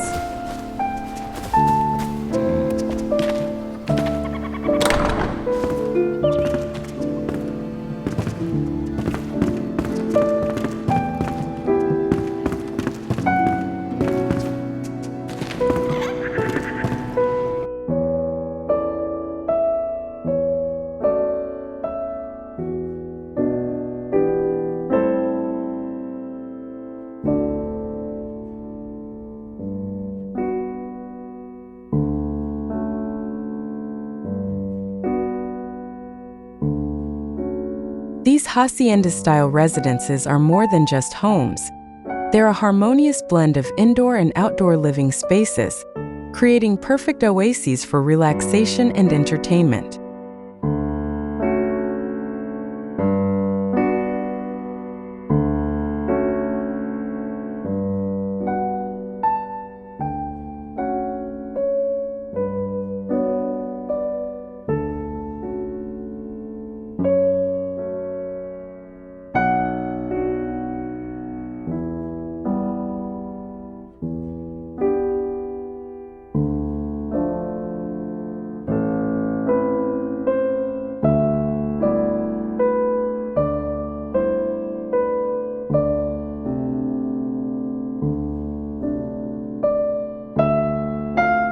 As we journey through these beautiful properties, you'll discover how intricate architecture seamlessly blends with lush greenery, creating a peaceful ambience that is hard to resist.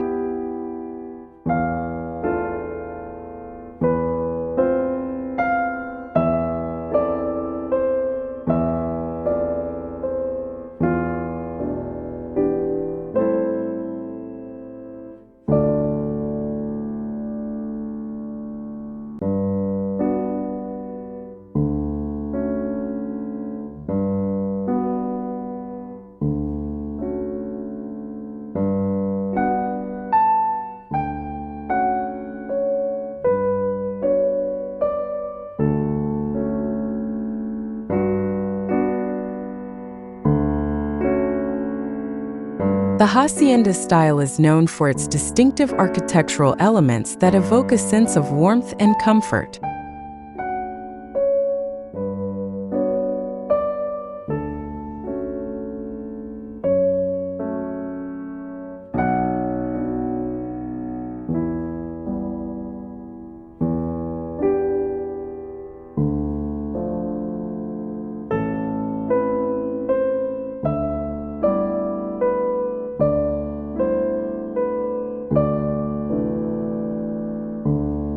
From the moment you step inside, you are greeted by a harmonious blend of traditional and modern design.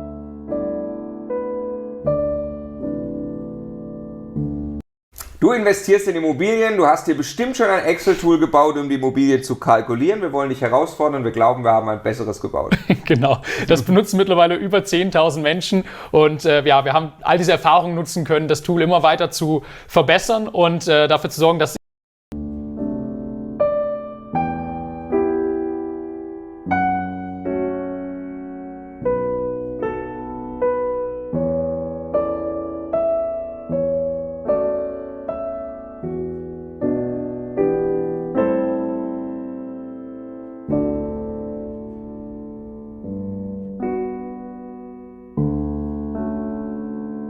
featuring elements such as arched doorways, terracotta tiles, and wrought iron details. These homes are a testament to timeless beauty and enduring appeal.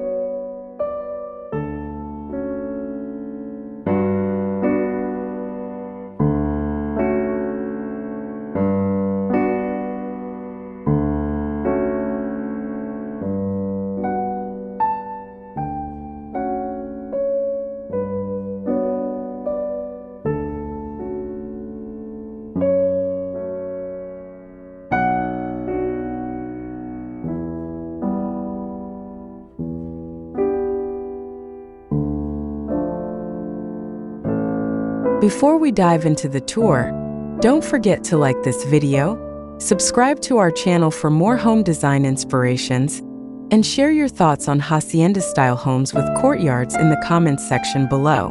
Your engagement helps us bring more inspiring content to you.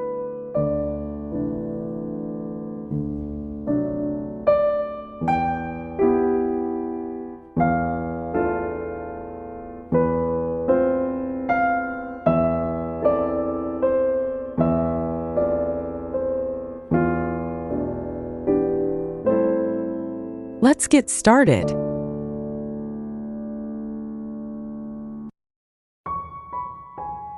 Our journey begins with a look at the stunning courtyards that are the heart of every hacienda-style home.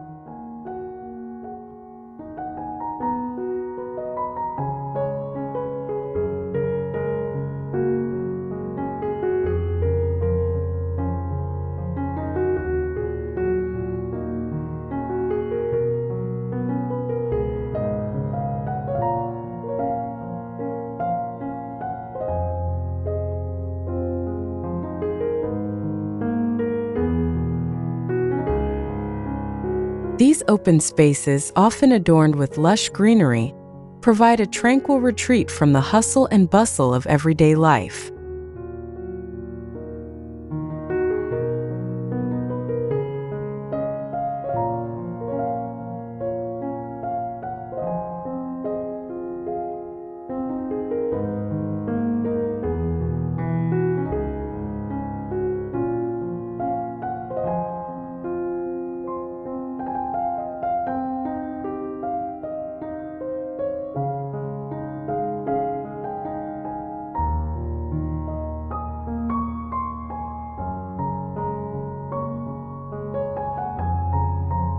Imagine stepping out into your own private courtyard, surrounded by the sounds of nature and the gentle rustle of leaves. It's a place where you can unwind, entertain guests, or simply enjoy a quiet moment alone.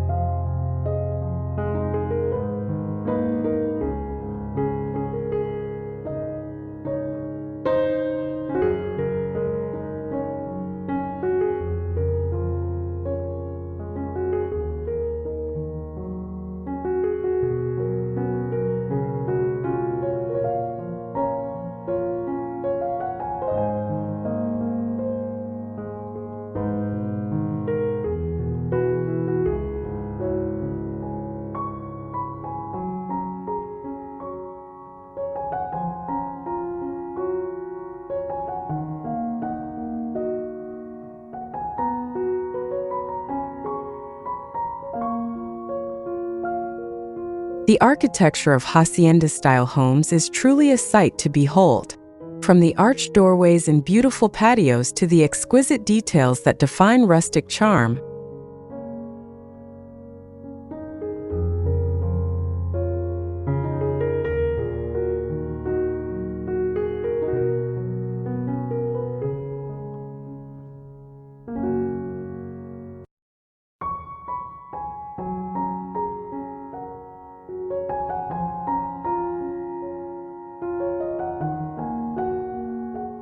every element has been thoughtfully designed to create a sense of harmony and elegance.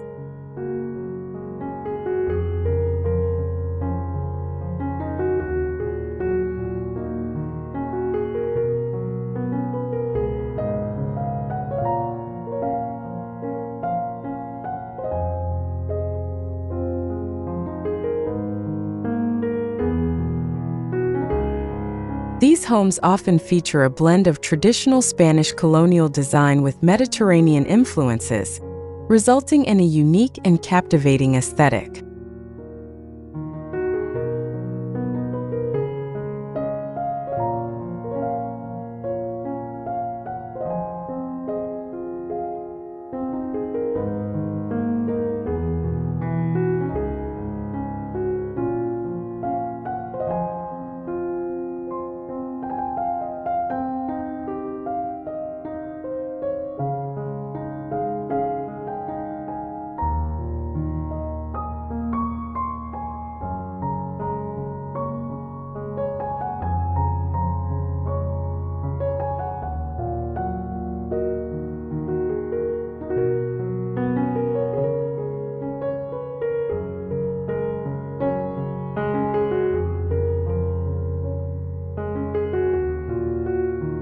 One of the most enchanting aspects of hacienda-style homes is their seamless blend of indoor and outdoor living spaces.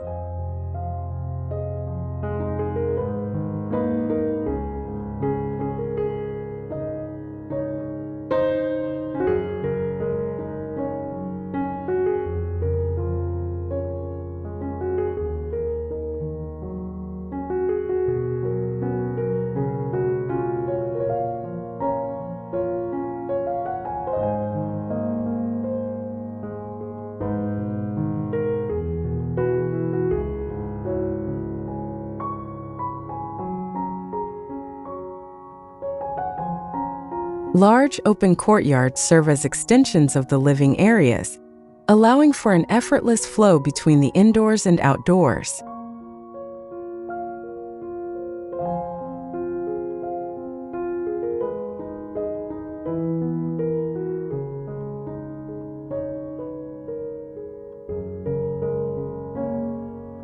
Want to know how I protected my team's focus time and got 50% more done? Managing projects shouldn't...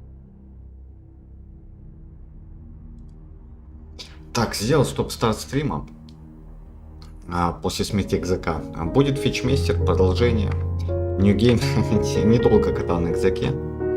Остановился на том, что на фичмейстере я вышел на пургу, закрыл монастырь. Теперь катакомбы. Милирес есть, армор класс есть. ловушка по андедам отстойная. Бисты, квестовый меч, оружие по демонам, ДФЕшный шлем или резная арморка. This design not only enhances the aesthetic appeal of снимается, отваливается арморка, кольцо на физу. Ну да, лучше у меня кольца нету, лайфа нету, кстати, предметы на магию, латикрис боты, стонкурс телепорт. Стонкурса будет еще 130 магии требует, понял. А у меня сколько магии? Магия. Ну, атрибуты это тоже магия.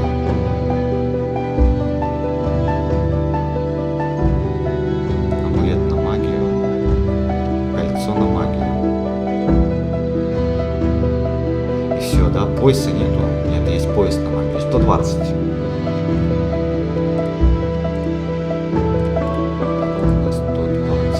Атака с фаерезом. Неплохое колечко. Все, вроде бы правильно переоделся. Катакомбы. Погнали. Бабилон. Трейд фичмейстер. Воин трейд фичмейстер. И бензолут. Проверка, что вкачиваем. Фокус 8. Ну, в еду сторону. Экити. Тафнус 5. Айронклад 5. Доджер 5. Ну, Айронклад, Доджер, полезные перки. Нет, точнее, Доджер, Тафнус, полезные перки. Айронклад. От Improve Evasion, который я уже взял. Игла 7.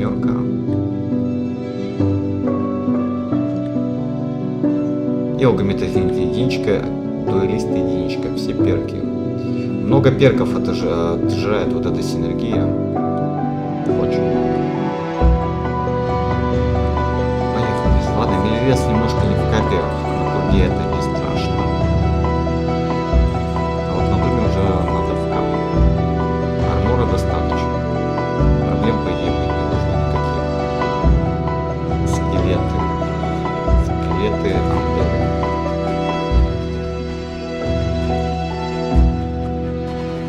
Мага есть, это ее налево.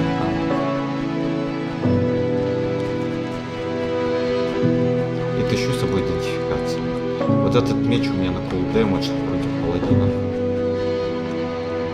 Нужная штука, если я хочу на этот допник ходить на 21 этаже. Шрайн на экспо. Не самый полезный шрайн. Даже учитывая, что у меня сифтлернинг не вкачан. Все равно. Ну-ка, трансляция на YouTube показывает, что идет, кстати, нормально. Ну-ка, перепроверим. Да, качество соединения YouTube пишет отличное. Трансляция идет. Magic Rock. Квестовая штука. Козлы, еле убежал, бля. Окружить хотели. Против пака в Fury нажму. У меня пока нету предмета на Fury Duration.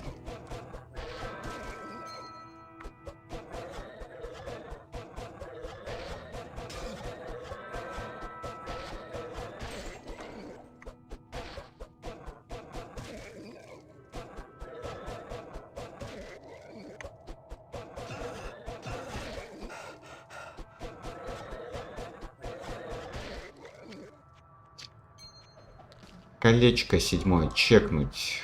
Физа ХП. Говно. Хотя зачем я вообще... Не, 7 кольца сейчас стоит проверять, потому что может прокнуть Fury Duration.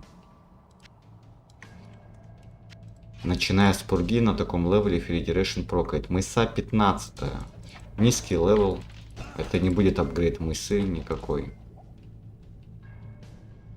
Оружие интересует 21 плюс левел. Колечко 9. Чекнуть фаталити.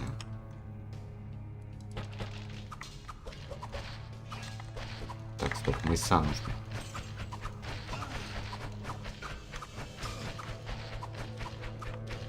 И у меня нету арбалета, кстати.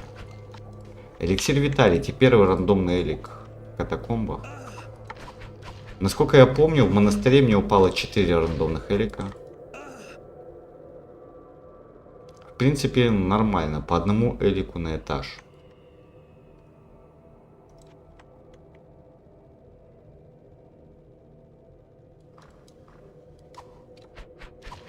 Тут вообще два вида скелетов оказывается.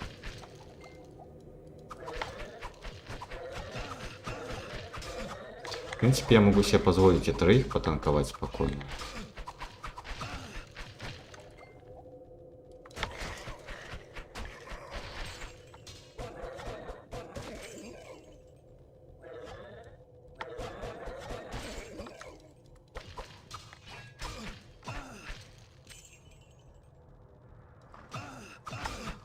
Ага, пак скелетов.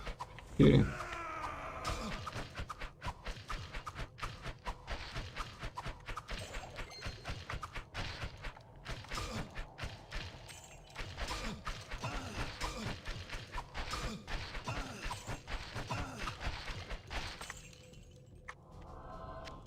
Так, амулет проверить. 8. Нет, амулет не нужен.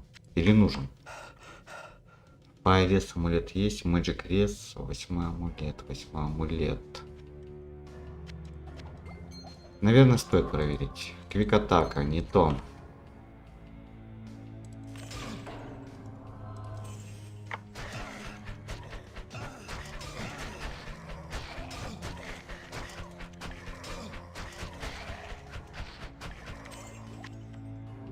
Blacksmith. Куда? Да вроде бы везде запас durability хороший. Не знаю, давайте в ботинки. В мысу не очень хочется закидывать, потому что ее как бы надо проапгрейдить. Мыса слишком слабая. Я надеюсь, что мыса тут получше-то упадет. Должна.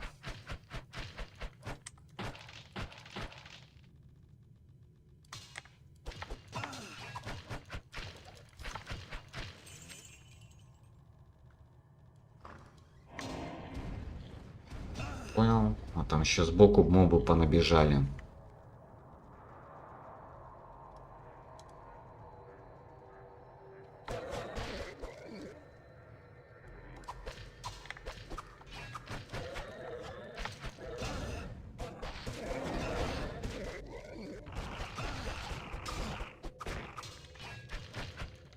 О, марганит на пол.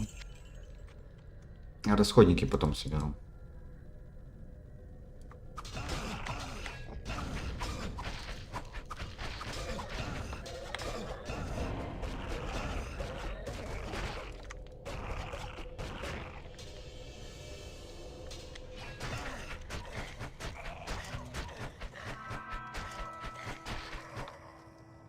Мне телекинез изучен? Да, изучен. А надо книжку сначала тыкнуть. Потом появится Bloodstone. Телекинез. Телекинез. Здесь пачка, ее сразу забрею.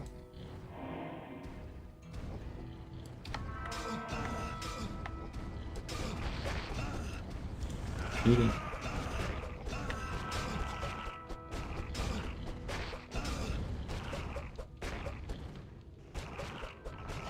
На данный момент у меня, в принципе, меч неплохой по демонам. Он уже скоро устареет. Я его на хорроре выбил. Там процент урона небольшой, и который не особо-то роляет на одноручке. И флэт по демонам с ракет. Так, не АР. Да, не АР по обычному маршруту. Потому что я собираю сет, а сет на аэре не падает. Я бы исходил бы туда с удовольствием на фичмейстере. Получил бы статы дополнительные. Но я хочу сет собрать.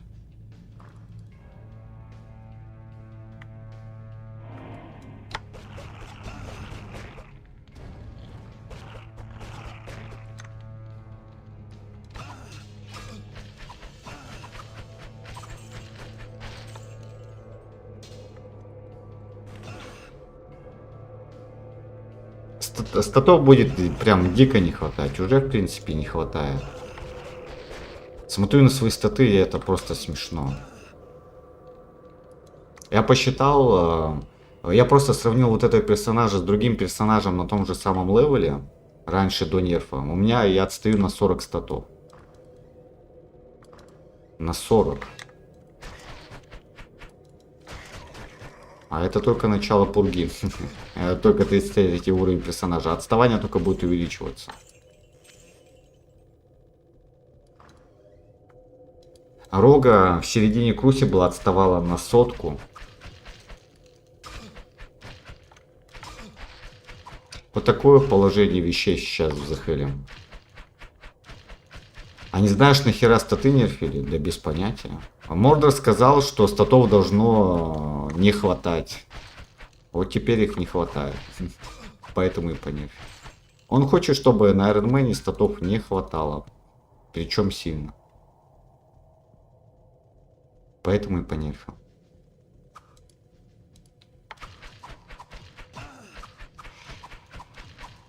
Даже носить не могу. Шлем просто обычная база, ничего особенного. Не хватает силы.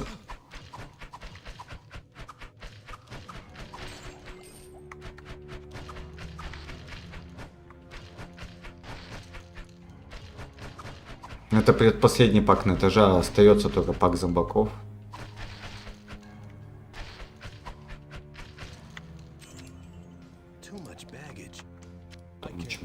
Меч армор даже не могу напялить на себе. Ладно, давайте Blacksmith мысу. 13 уровня. В принципе, может быть чуть лучше, чем моя. Но, видимо, нет.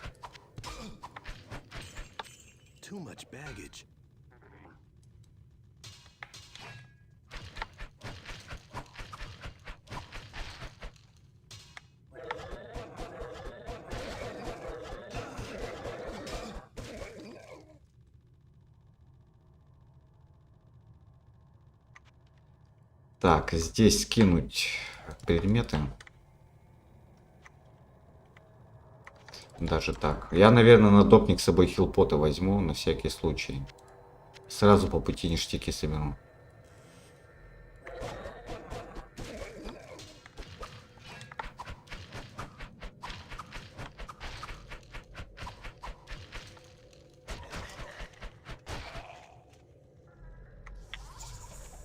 Lightning Wall книжка упала. Скорее всего, смогу прочитать. Там 115 магии надо, потому что у меня Lightning Wall 2 спеллевела, а на 3 надо 115. А, нет, даже у меня 1 спеллевела. Окей. Даже так.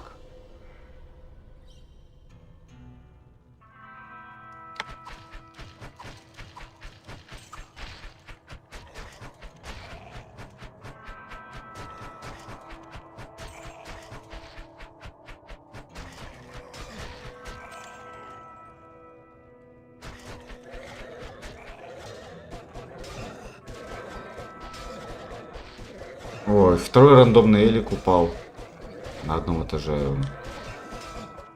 Это хорошо. Главное, чтобы тенденция сохранялась, они падали и дальше. В принципе, Дикса тоже пойдет. На самом деле, мне сейчас нужна прям только сила вита. Дикса не особо мне уперлась. Шрайн. Зато Шрайн говна. Могли бы и в Шрайне стат накинуть. Вот он, пак зомбаков. Видим?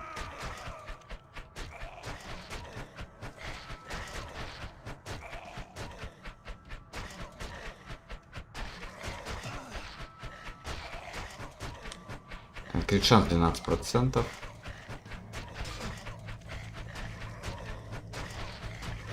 Нормально, за Фьюри пак разобрал. Почти.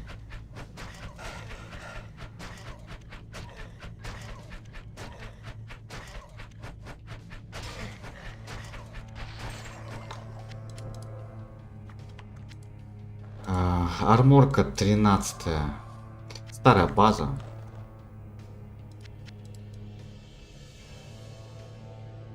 Все зачищено. На допнике мне понадобится колдрез.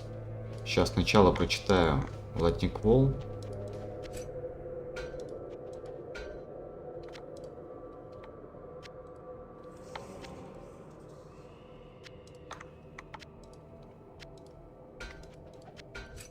Да пусть здесь валяется. Правильно же переоделся? Да, правильно.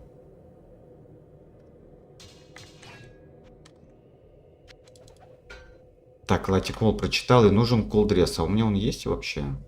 Но есть поясок. Да, но у меня тогда слетает арморка. Я могу поставить кольцо атрибуты. Да, у меня только пояс на колдресс. Интересно. И фаерезного пояса нет. Ну, я могу сделать вот так.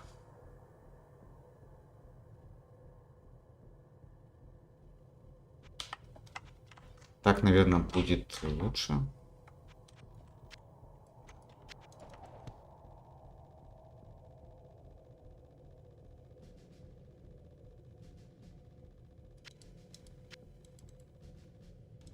Баланс сорта. Я смотрел вообще, какой он левел. 20-й. Мусор.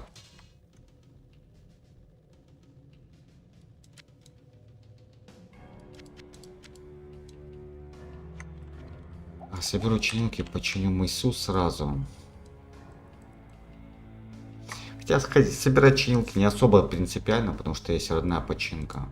Но некоторые вещи все равно надо с чинилки лучше чинить. Чинить чинилки.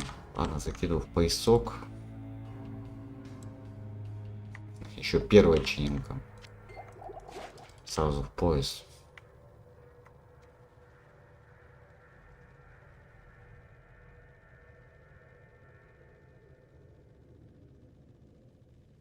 Арбалет мне нужен к пещерам.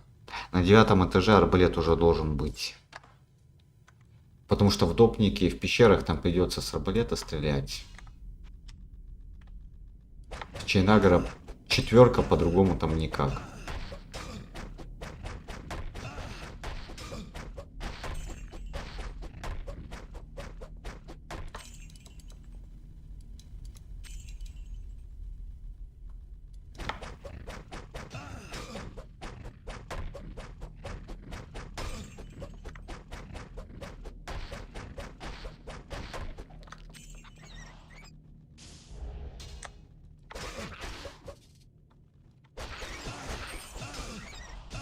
Кейлмейл упал. Я не помню, насколько эта база хороша, не хороша. Обычно на войне она вообще скипается.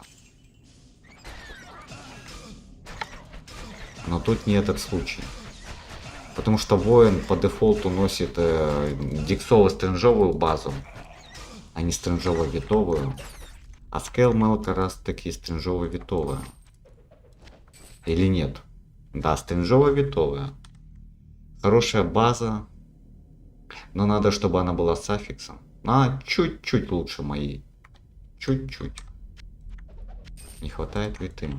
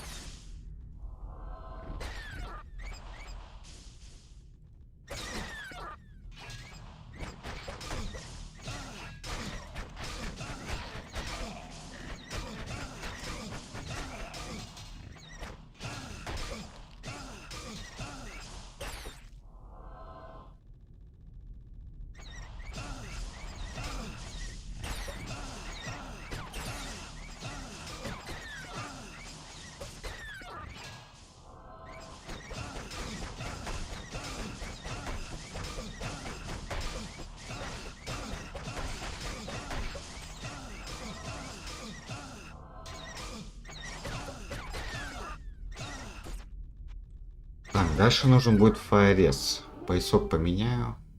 Колечко тоже можно поменять. Можно поставить... Хотел сказать фаерез кольцо, у меня его нету. Что у меня еще фаер? Нет, у меня фаер где-то есть, только где? В перчатках, точнее в ботинках. И где еще?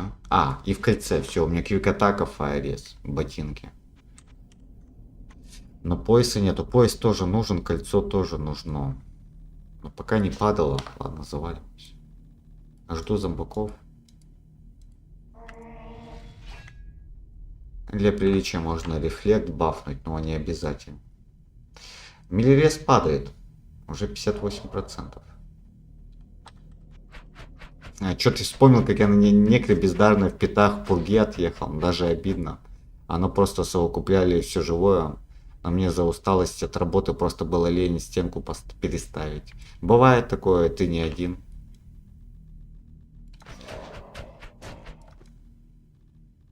Мордору тоже говорили про это, почему приводили аргумент, почему The Hell должен быть немножко попроще. Потому что есть человеческий фактор, усталость. А за Hell тебе приходится постоянно, концентрация должна быть на 100%. А это, ну, тяжело. Это сильно выматывает. Про это говорили много раз. Да, ты не один такой.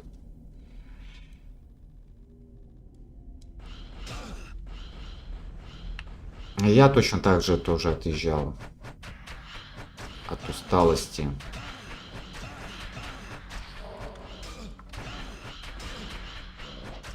Да, неприятные смерти.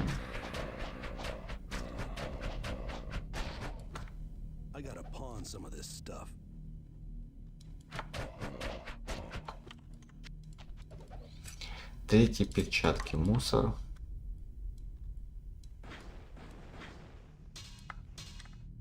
Баток там 3, но в агро 4. Это значит, за бак там еще ползет.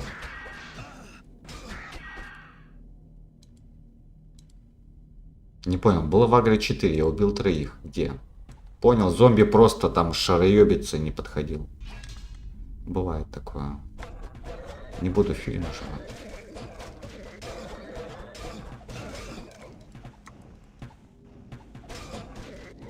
У меня, по-моему, стенки, да, у меня стенки есть. Дальше через стенку. Его не подходит сучок, он там просто трется, и из-за него почти все пулится. Думаю, в твоих бурках. Серьезно, ты шутишь, что ли? Нет. Ты ошибаешься, еще бы, я бы сыграл бы хуже. А серьезно, я бы хуже сыграл. Понял, на пурге они, значит, к фаеру. Нихуя не... Почему постоянно резисты меняются? Почему козлы к фаеру уязвимы? Все же к лайтингу. И почему так мало в агро?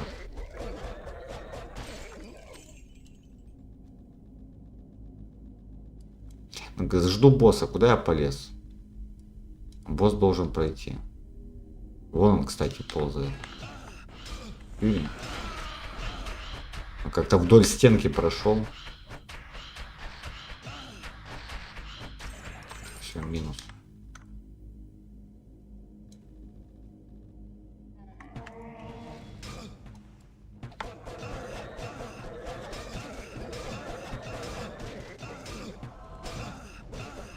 Стан в еблет прописали.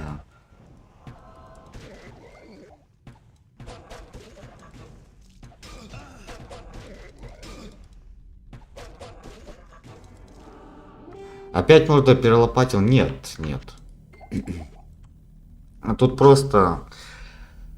Эти козлы к фаеру уязвимы, только первые две сложности, видимо. Я почему-то думал только одну. Тут, короче, на какой-то сложности они к фаеру, а так вообще к лайтингу. Начиная с дума точно все к лайтингу уязвимы.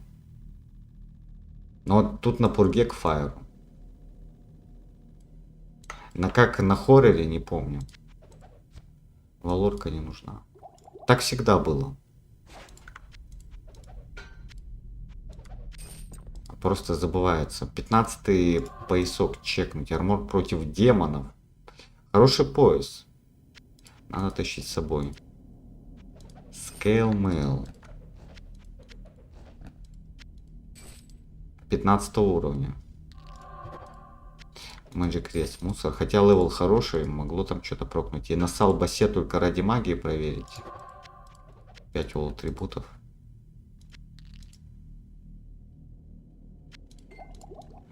Ладно, хилпоты скинуть.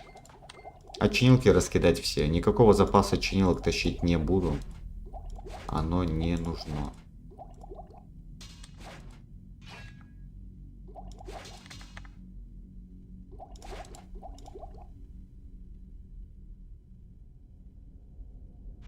Ну вот поясок новый починить. Где он? Вот он.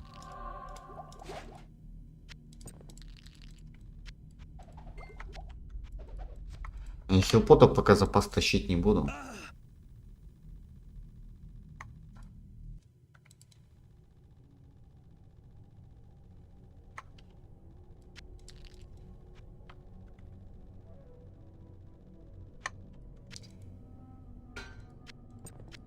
Магия. Магия. Телепорт. Стоун курс. Этот поезд надо брать с собой. Обязательно. Как минимум против Убера. Ну, против Дефайлера, Убера. Может быть, против Диабло. Все выходы наверху. Иду наверх. Ничего не забыл, вроде все на месте. Где же, сука, арбалеты? Почему арбалеты не падают?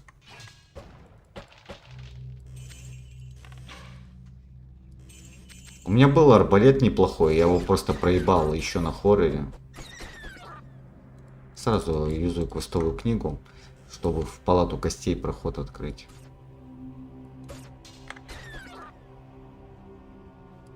Шайн можно через телекинез. 2 Full Holy Water.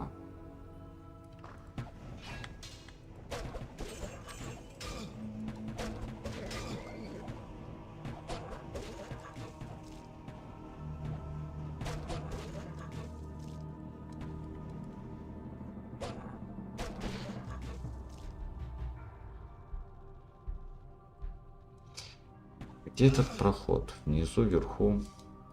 Опять лучники. Ёп, сколько там козлов понабежало. Ладно, это обычный, не пак, не буду нажимать фири.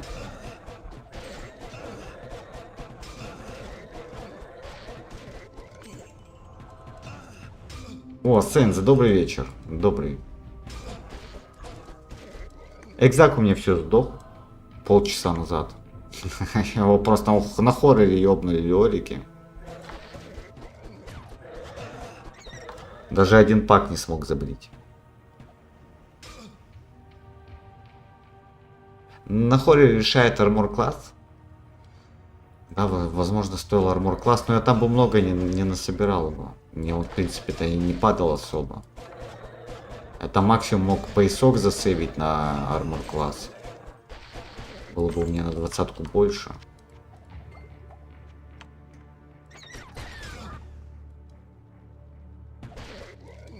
Ну, как-то странно, всегда с этим паком справлялся.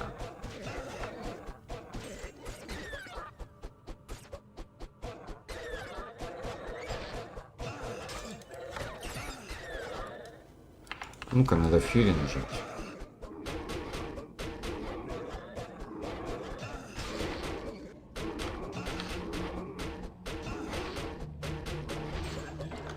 Нано, критуля. Мейса, какой-то левел? 16, блядь, слабо. Хотя там в теории может быть 16, там 30 урона по андедам флэт. Но ради плюс 15 урона. Не буду пока свиток тратить. Надо повыше левел. Шрайн, Damage Bless. Ладно, пойдет. Это пак козла с лучниками.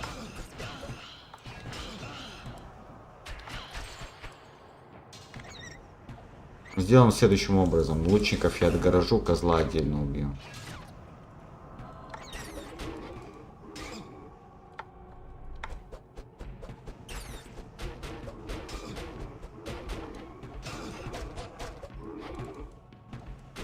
О. Стенку обновить надо. Не успел, двое пробежали. Плохо. А ладно, похуй.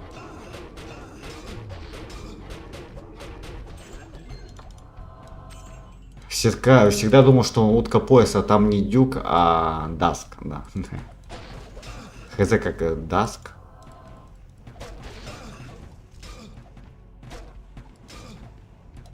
Даск это, по-моему,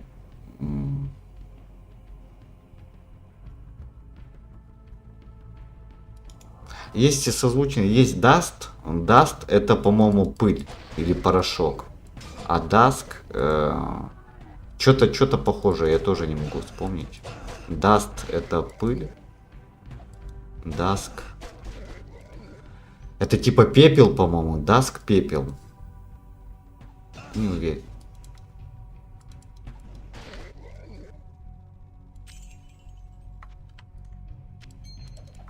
Ну, можно загуглить, как бы всегда. А тебе сейчас есть эта возможность. Да, пепел аж, да. Ну да, пепел, прах. Эш это, ну, да, пепел, прах. Google для слабаков. Что за глупость? Наоборот, взять и узнать информацию, это грамотно.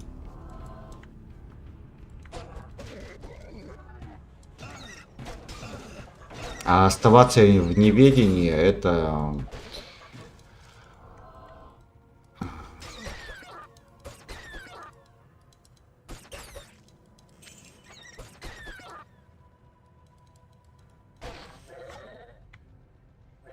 У меня гидроматер уже почти хоррор закрыл. И вот помни из твоих стримов разговоры про колечко инвокера. Его с определенного уровня выбить можно. Ну да, уники, для того чтобы упал уник нужный, надо выполнить требования по батл-левелу монстра. Этот уник падает просто, как и все остальные уники, падают только в определенном диапазоне. От пизды он не падает. Я про это как раз таки и говорил миллиард раз. Когда играл... Я просто как заезженная пластинка это повторял, когда катал на гидромансере. Ну, то есть я уже и так дал исчерпывающую информацию. А зачем я эту арморку чекнул?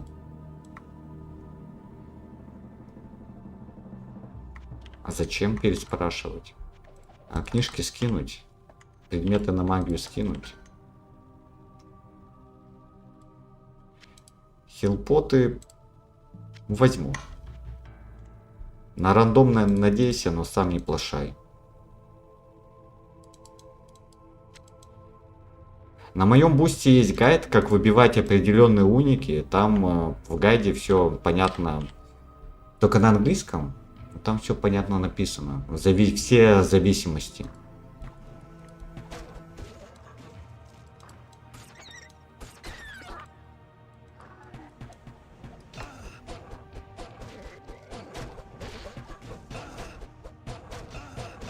А если хочешь прям глубже разобраться в вопросе, то просто перейди на Бусти, посмотри гайдецкий. Он в картинках. Там все доступно написано, как через базу козла понять, где выбивать конкретный уник.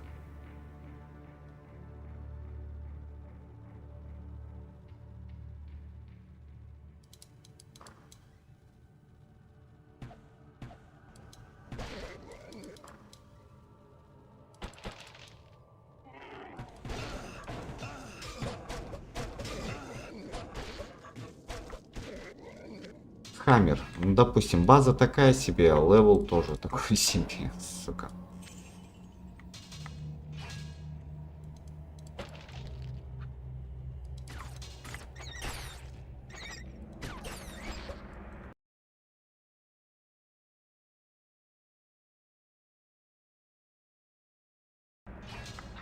Опша, лучники.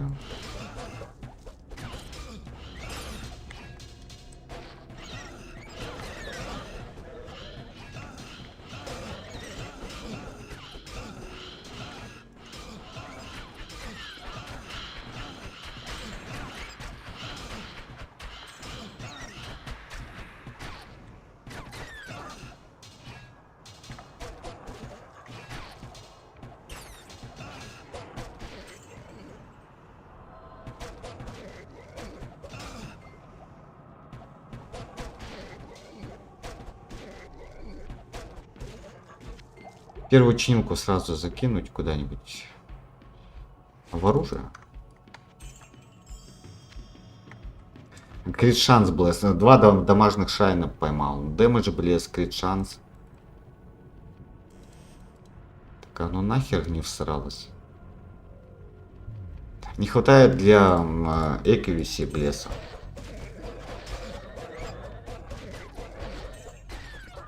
Для комплекта.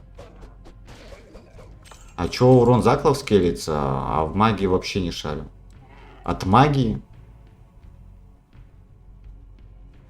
От магии скелится. 2 магии дает единичку среднего урона заклинанием. И спелл левел. От спелл левела скелится урон сильнее. От любой. Без разницы. Хоть синяя, хоть белая.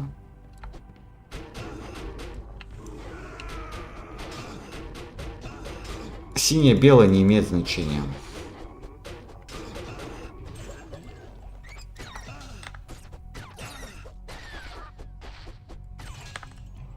А то стал бы я на роге через скиллет играть. Если бы синяя магия ничего не делал. 14 арморка. Старая база, мусор.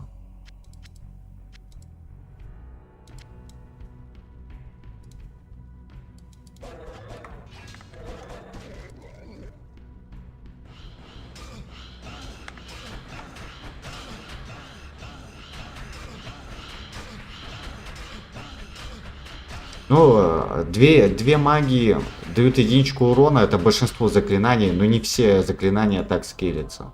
Например, Lightning заклинание. Там меньше коэффициент урона от магии, вроде бы. И там спелл левел урон не дает, а увеличивает количество зарядов. А на флеш, возможно, магия тоже по-другому скелится. Но суть в том, что магия влияет на урон. Но больше всего влияет спелл левел. Но опять же не на все заклинания.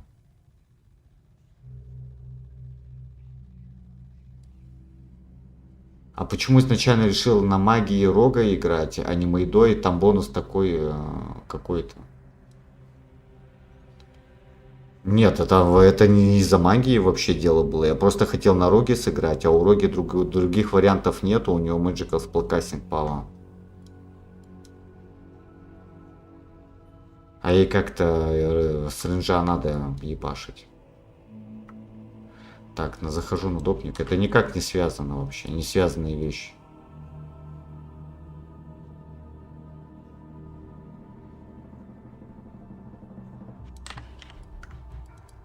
На стриме были разговоры про рогу. На стриме неоднократно. И в принципе роги никогда не... Ну, я в третьем хеле на роге не катал. И решил катануть. Вот и все. Это у паладина Magical Spellcasting Power. И у роги тоже.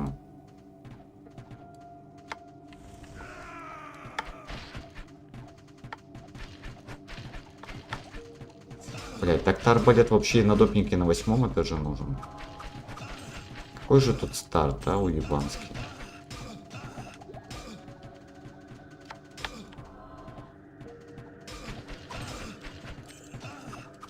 Да просто, блять, мега всратый допник.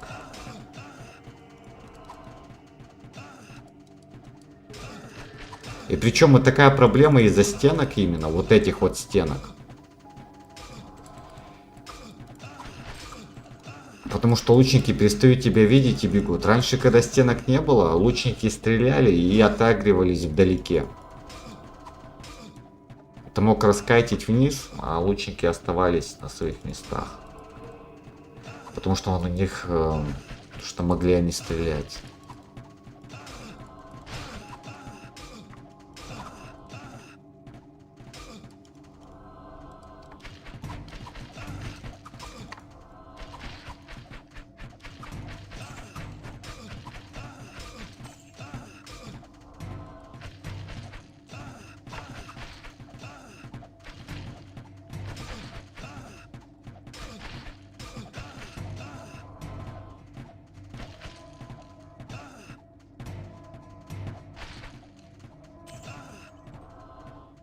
Привет, Жлобстер. Мастер шампура и мясного молоточка.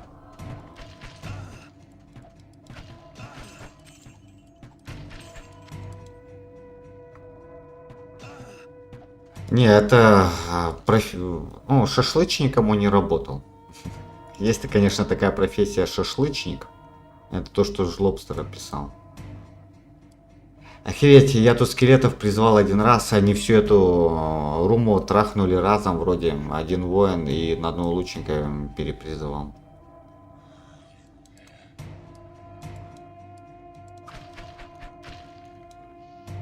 Ну, тут скелеты хиленькие, они, в принципе, легко умирают. Там суть у некромантов в том, что лучники стреляют, и их ничего не колышет.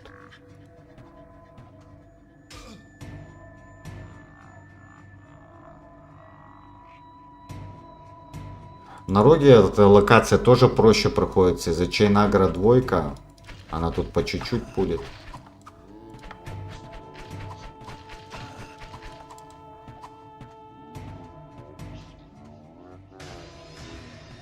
Да, можно, господи, в угол встать, нажать фьюри.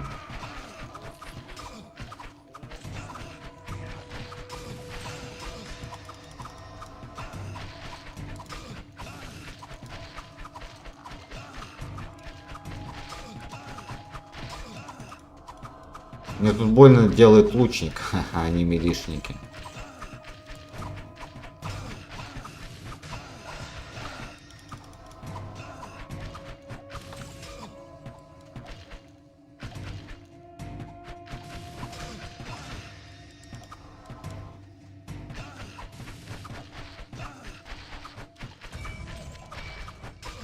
Хантинг арбалет. Ну, блядь, ну это не тот арбалет.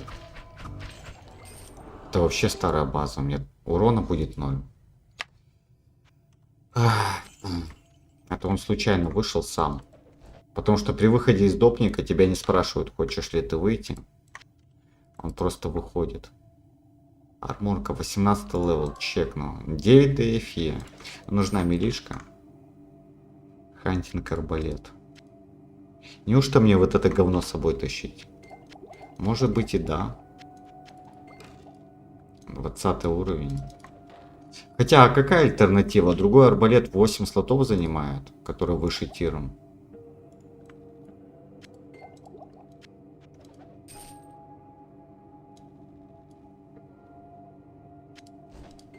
Ладно, эту арморку скинуть на входе, чтобы не забыть потом. Мешается.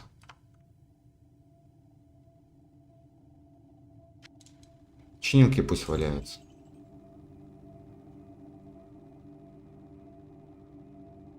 Тебе белый рекурсив крузбол падал? А толку от него, если он белый?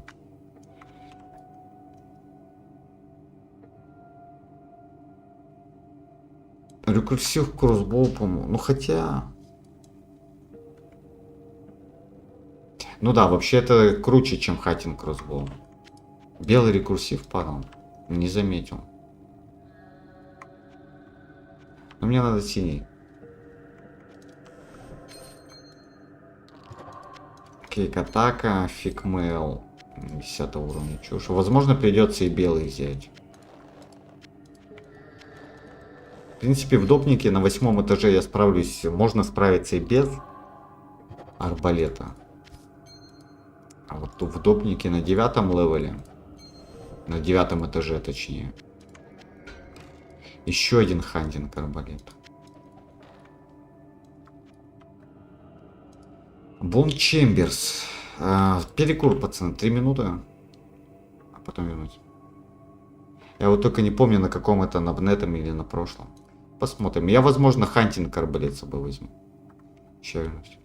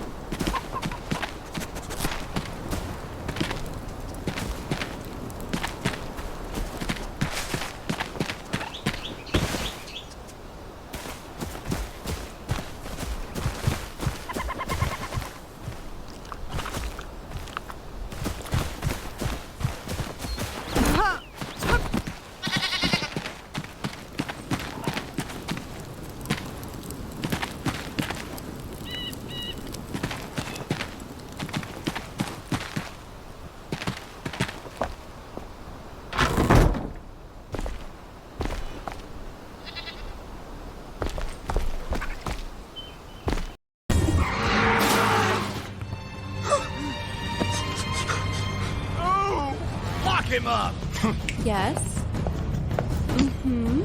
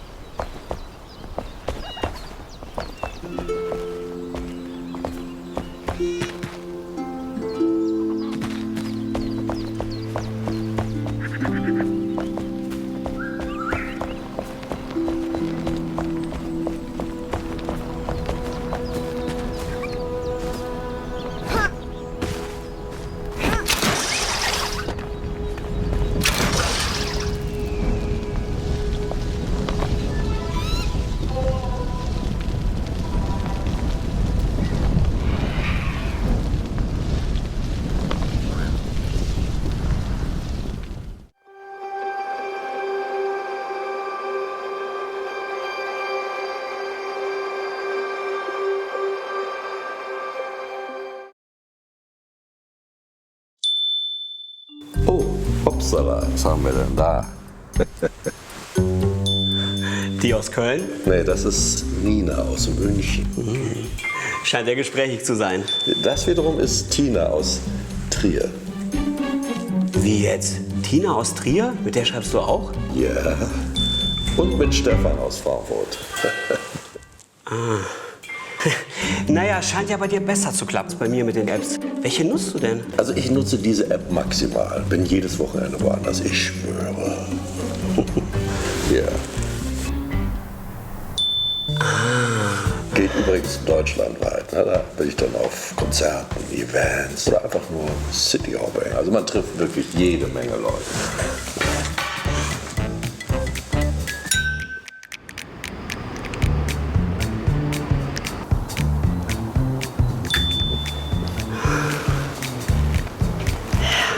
Marlene aus Rostock. Wow. It's a match. Horizont erweitern mit dem Deutschland-Ticket. Erhältlich unter d-ticket-vrm.de. Leute, ich kann das nur empfehlen. Und auf dich kann ich mich verlassen, oder? Du erzählst es ja weiter. Ja. VRM. Besser Bus und Bahn.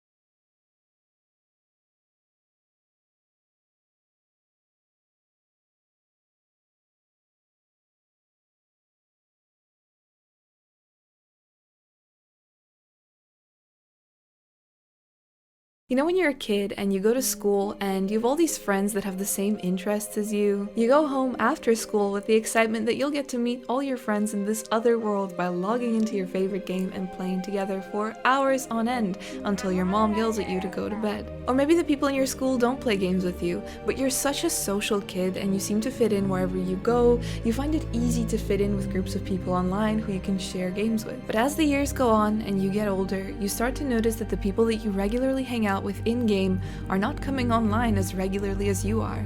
Maybe they're playing while you're busy, or some eventually log out for the last time without warning and are never seen again. You lose touch with these people because as your life gets busier, you don't really have time to reply to the Skype message that's been sitting in your notification for weeks, and when Skype eventually became outdated, not everybody knew that you moved on to Discord or other socials to stay in contact with you. Maybe you stopped checking messages there too. Your life getting busier doesn't necessarily mean that you stop liking the hobbies and things that you loved as a kid. So what happens if you still want to play World of Warcraft, but all your friends are gone and you're not somebody who can easily fit in and make friends online anymore? What if you can't keep up with guilds and other players? Do you get to enjoy the game at all? Is World of Warcraft just done for you at this stage? Today we're going to talk about World of Warcraft as a solo experience. What is it like to play the game without friends or other people in general? Before we get started, hi, my name is Angelica, and I actually do have friends. They're all here.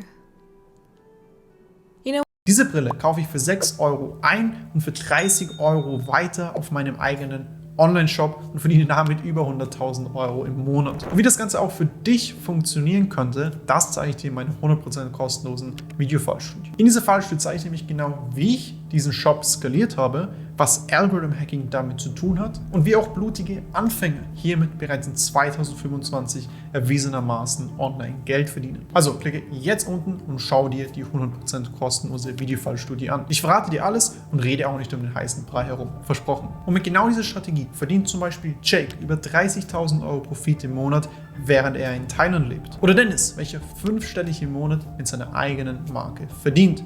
Oder Jeremia, der in nur wenigen Monaten über 50.000 € Profit verdienen konnte und mittlerweile auch sogar seinen Shop verkaufen konnte. Und das sind bei weitem nicht alle. Denn 3 von 4 Anfänger, die diese Strategie richtig umsetzen, haben bereits im letzten Jahr über 10.000 € Gewinn verdienen können. Also klicke jetzt unten und sichere die Fallstudie, solange sie noch kostenlos verfügbar sein wird. Und ich sehe dich auf der nächsten Seite.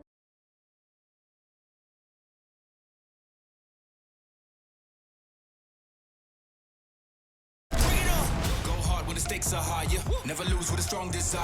Only way to go up, go higher. Any day I walk through the fire. La la la la la la, let it burn. Burn, baby, burn. You know, when this exact scenario happened to me, and I realized that I was all alone in Azeroth, I was kind of sad about it. It sucks not to be able to share this world with other people, especially if that's all you've known. Now, when I first started playing WoW, I was playing it by myself for a long time because I couldn't speak enough English to interact with people in a meaningful way, but that was fine.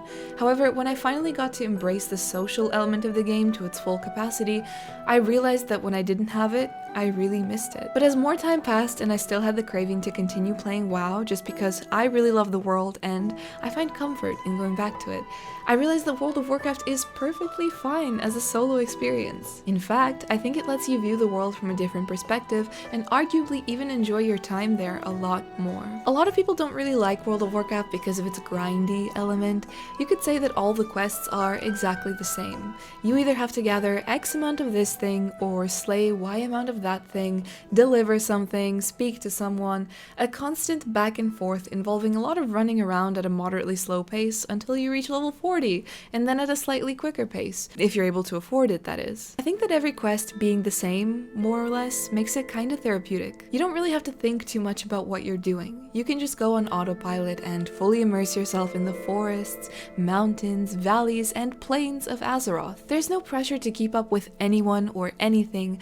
The world moves around you, but you have your own path ahead that will take you where you want to go in your own time. Though this was always a possibility, I only really started to view the world that way after playing Classic in Hardcore. I started this experience myself before the official Hardcore servers launched by using the add-on. This was a third-party add-on created specifically for players who wanted to experience the game this way, and some even say that this was better than the actual Hardcore servers, but I'll mention more on that later. The add-on had its own community website, and there you could see the rules that you needed to follow in order for it to be an authentic Hardcore experience. The rules included things like no auction house, no player-to-player mail or trading. You could only run each dungeon once per character. But the biggest thing for me was the rule about no grouping, unless you're going to a dungeon. I couldn't understand how people managed without grouping, especially in a death delete scenario. Though it's intimidating, once you get started you realize that this is actually one of the best ways to enjoy the game, especially now, so many years later, when the classic experience has actually started to get a bit stale for people. Unless you're playing on Turtle WoW, those guys never seem to complain about anything. But you do start to look at the world in a completely different way. World of Warcraft being a social game, no grouping was completely unfathomable to me, and yet it's 100% possible and in a lot of ways more fun. First of all, no grouping in a hardcore scenario leaves you in a state where the only person you can rely on is yourself. There's no LFM Hogger, no anyone for Tharl Zun, and certainly no LFG Fenris Isle. This, especially in a hardcore scenario, forces you to get really good at your class. Really try and learn how to get the most out of your abilities at any given level, maybe even consider professions to get you through, since you can't use the auction house or trade with other people, so you have to do everything by yourself. In group scenarios, I feel like very often, particularly DPS classes, can get away with doing the bare minimum. If you're someone like a hunter or a mage, you don't really have to do a whole lot and you're still able to top DPS meters easily. There's no real need for you to get good at your class, you can rely on other people, and you probably don't even need to fully understand what you're doing at all, and nobody would even notice. When you're alone and you're facing a camp of gnolls or maybe an elite mob for a quest, you have to start using a lot more of your brain to figure out how to defeat the mobs and get out of there alive. You have to exhaust all your resources, plan ahead, and really survive. You need to be making decisions all the time. Is that quest that's in a cave really worth it, or are you going to get whooped when too many mobs respawn at the same time and find you frolicking about? It's all on you, and there are real stakes, because if you make a mistake, you will lose your character right there in that stupid cave. This kind of self-reliance really makes you appreciate playing solo. You're responsible for you. Nobody's holding you back, and you're also able to play the game at your own pace. One thought that I had about playing solo is that you're straight up unable to do certain quests. For example, if you're leveling in Redridge, there are several elite quests there that are kind of a big deal in terms of experience that you get there, and you really need like a dungeon-sized group to get through those. It's true that some scenarios are best avoided when you're by yourself, so you instead get to experience more of the world. Typically, when you're leveling, you have sort of a choice in terms of the zones that you're going to cover in any particular level bracket. Like, you can choose between Westfall, Darkshore, or Loch Modan.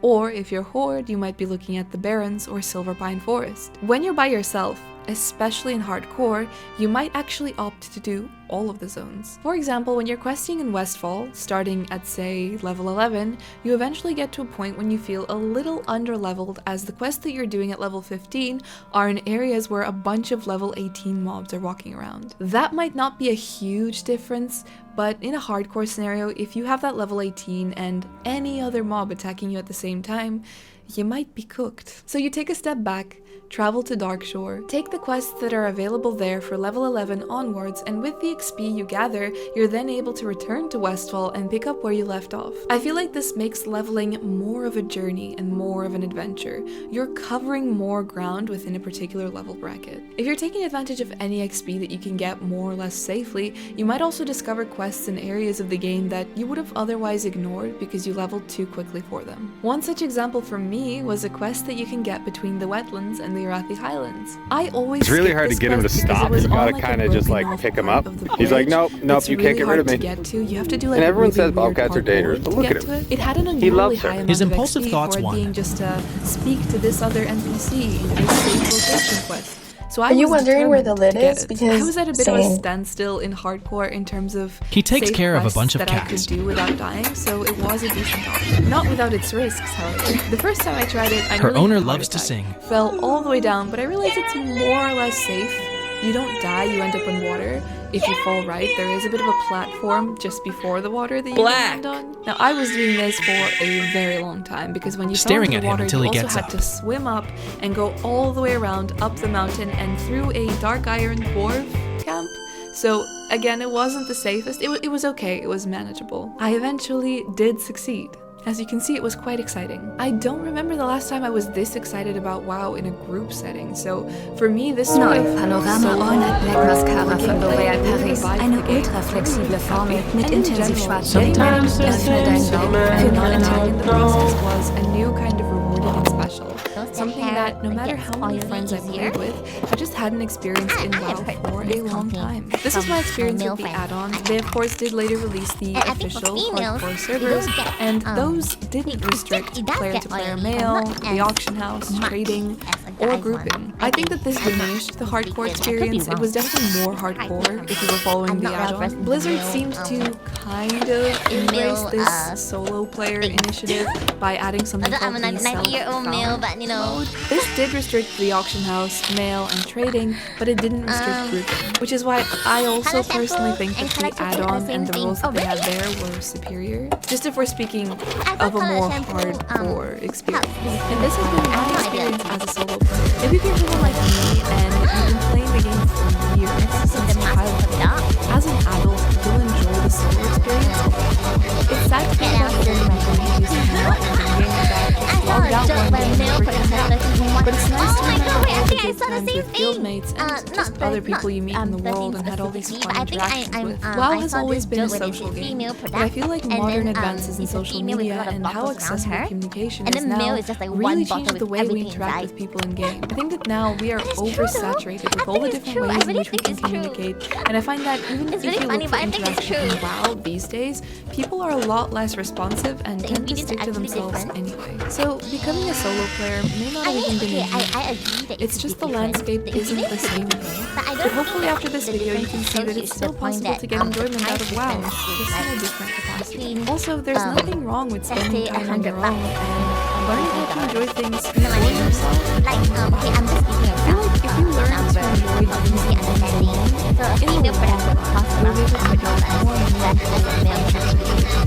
in the game and in the real world. After all, if you don't like spending time with yourself, why would anyone else enjoy your company? And that about covers it for this video. I do hope you enjoyed. If you did, as always, please be sure to leave a like and subscribe. I really appreciate it. Big shout out to my channel members. You guys are Dies ist ein magisches Werkzeug und das mächtigste Werkzeug.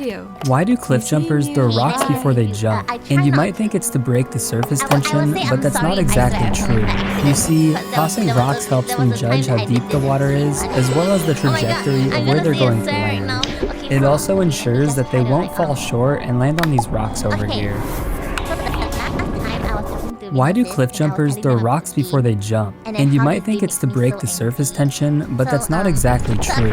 You see, tossing rocks helps them judge how deep the water is, as well as the trajectory of where they're going to land. It also ensures that they won't fall short and land on these rocks over here. Why do cliff jumpers throw rocks before they jump? And you might think it's to break the surface tension, but that's not exactly true. You see, tossing rocks helps them judge how deep the water is, as well. Let me just get this meaning properly first.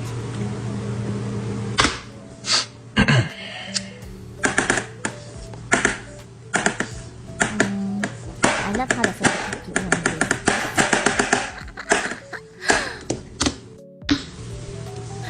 Yes. Okay. So. Alright. So, I was telling my sister I was so frustrated, I was so annoyed, I was so angry. Let me get it. And I said, for you. Oh my, look at this! That's an equivalent to poking dick. And, my dad was walking past at the time, and he came in, he's like, poke what? And I'm just like, oh my god, wait, I'm sorry. I'm sorry.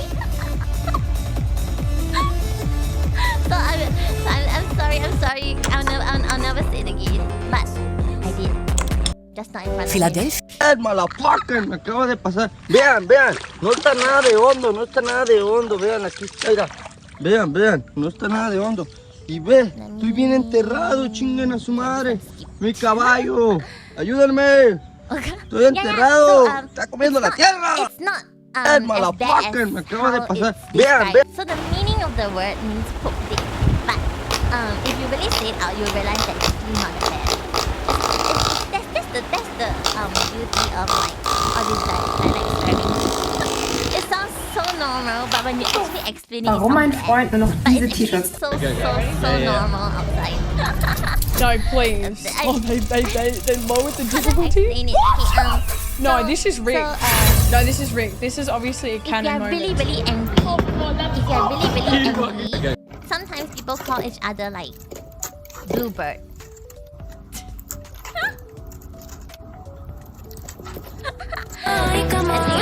Oh my god, Brandon. This gaming PC came to me in pieces, and I think you will have a huge culture shock. I think everybody's gonna have such a my customer said culture shock. Okay, sorry, the culture shock doesn't come in until you understand what you're saying. Okay? A lot of kids, when they swear, they don't know what they're saying. As you grow older, you kind of be like, oh, I'm curious, what is this about? And you're like, oh, you're like horrified. Okay, so there was a word that I used to say until I realized what it means, and I stopped because I genuinely didn't like it. And in fact, I didn't really like how it sounded. So I didn't really like using that. But there was something I used it and I realized, I don't really like it. I don't really like how it sounded like. So Du überlegst in iShares ETFs zu investieren? Deine Anlage mit einer Mischung aus verschiedenen ETFs zu diversifizieren könnte helfen, dein Risiko beim Investieren zu streuen. when I started streaming. Like when I really started streaming, I've never said shucks in my entire freaking life until when I started streaming. Things for the Xbox Even my modding friends community were like, are "Really, about to you change. shucks?" I was like, no. Up until now, I personally have I don't know how a it came USB out, but button. maybe I was just trying If to you'd like to see how I rebuilt the LPC, definitely refer to my prior video, which again is and linked in it's the a weird habit, okay? but I recommend you leave it on, as it will also affect the Stellar OS display resolution. But we'll get into that later on in the video. Anyway, by pressing start during the boot animation, it will launch you into Stellar OS. Now, there is quite a bit to unpack here, so I'll briefly go over each of the menu items, highlighting some of the ones that I find the most interesting. Looking here at the first page, we are greeted with the main dashboard, which gives you an overview of the system, such as temperatures, RAM, fan speed, as well as the IP address, which is useful in case you want to FTP files over to the console.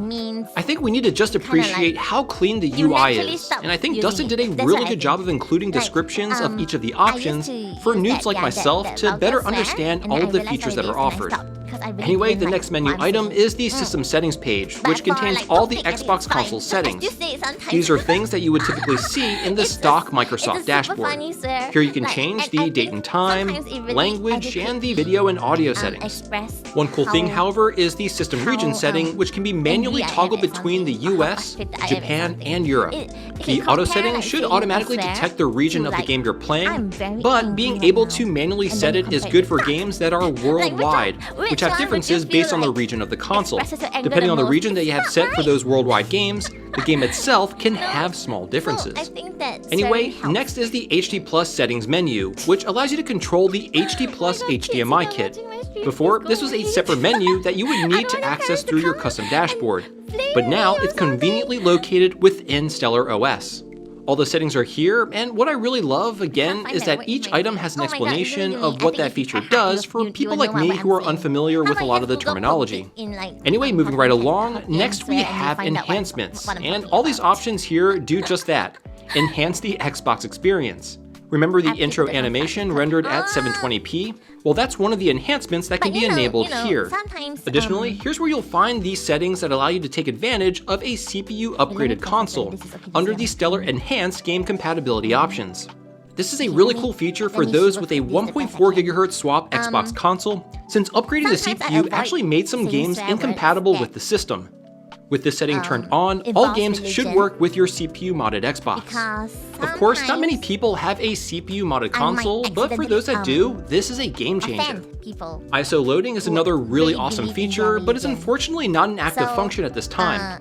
This would allow you to play games natively in ISO format, voice converting it to a XBE file, which again would just make things simpler. This is one of those features that I'm really looking forward to. Network devices is where you would go to set up things such as network-attached storage devices for use with RetroNAS.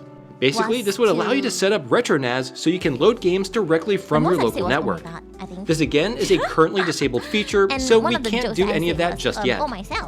Tools is another really great area which will make setting up hard drives a lot easier than it currently is. You could theoretically toss in a blank hard drive and completely set it up through the Stellar OS. You'll still need to FTP over a dashboard of your choosing, but this really should make hard drive setup a lot easier. This is a stellar feature I really wanted to test out because I remember it being such a cumbersome process to set up my current hard drive, and I wanted to see how much easier this would be, but I ran out of time for this video. If this is something you'd like to see in a future video, let me know down below in the comments. Also, another neat feature is the assisted setup to get you up and running with the Insignia service. Insignia, for those who don't know, is basically Xbox Live, which has been long discontinued for the original Xbox. Also here is the ability to back up your system keys from the EEPROM, which is a good thing to do in the catastrophic event that something happens to your console and you need to restore it. This is such a great feature for peace of mind. Next is the inputs menu, which as you can see is also disabled at the moment, but this is where you'll be able to manage different controllers for the console, such as an Xbox One controller, which should be supported in the near future. Checking for updates is also now super easy, since it can be done completely over the internet, which is awesome. Here you can see me checking for an update, but if you remember, I already updated the system prior to the install.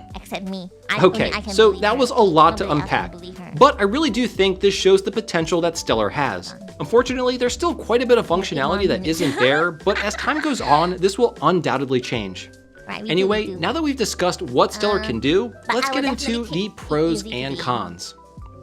Starting with the pros, I think one of the most compelling things about Stellar is the actual hardware itself. This thing is built to be future-proof, with all the I/O options, as well as the onboard processing power in the RP2040 and FPGA chip.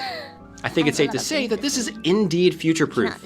The approach that Dustin took with Stellar really opens it up to host an array of new capabilities for the Xbox platform, to include accessories all controlled through the Stellar OS. I really can't wait to see what sort of add-ons Dustin brings to the platform.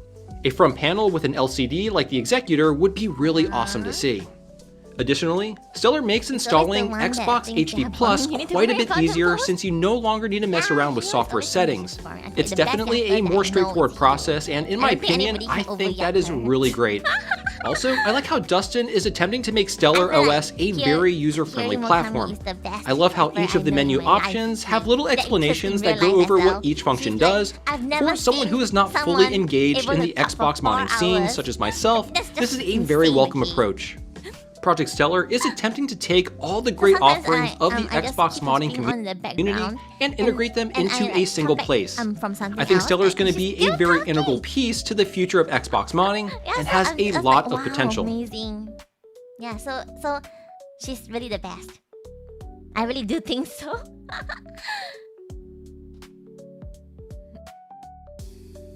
I can't really talk for long, talk for 7 hours. Yeah, that's her. That is her. Like, man, I don't really know. I don't know, man. I don't know, man. And then, what do you think? And then she'll do it. And it's like, okay. Understand. Alright. So, oh yeah, I'm gonna have a cover with Muna soon. Muna/Mimi. She's now Miura. Please follow her in the account. And then, okay, so anyway, so for that cover, I actually planned it with okay, for just identification purposes, we just call her Muna for now, okay? But as a joke, sometimes I call her Mimi Yuna. But anyway,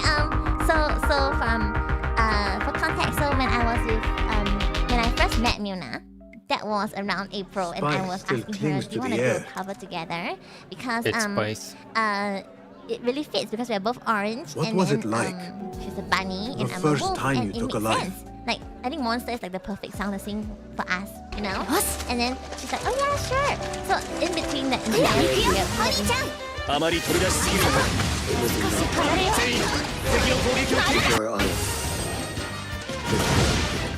Subdale. Remember, my memories are buried next to him. I refuse to let his death hunt me. The way his breath hunted me when he was alive. I won't let the past define me. This is why I now consider myself the daughter of no one. If we do not quell the storm within us while awake,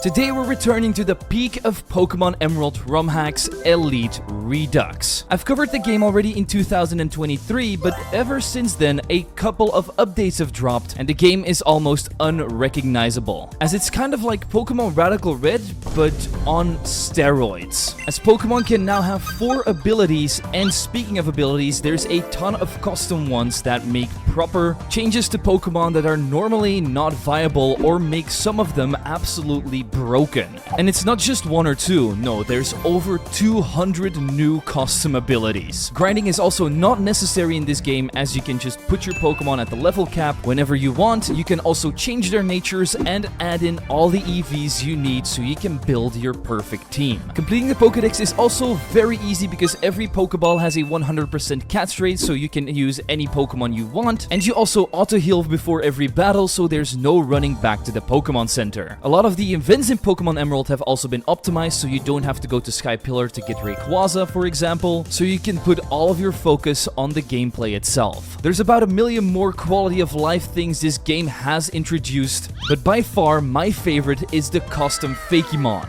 They have added in a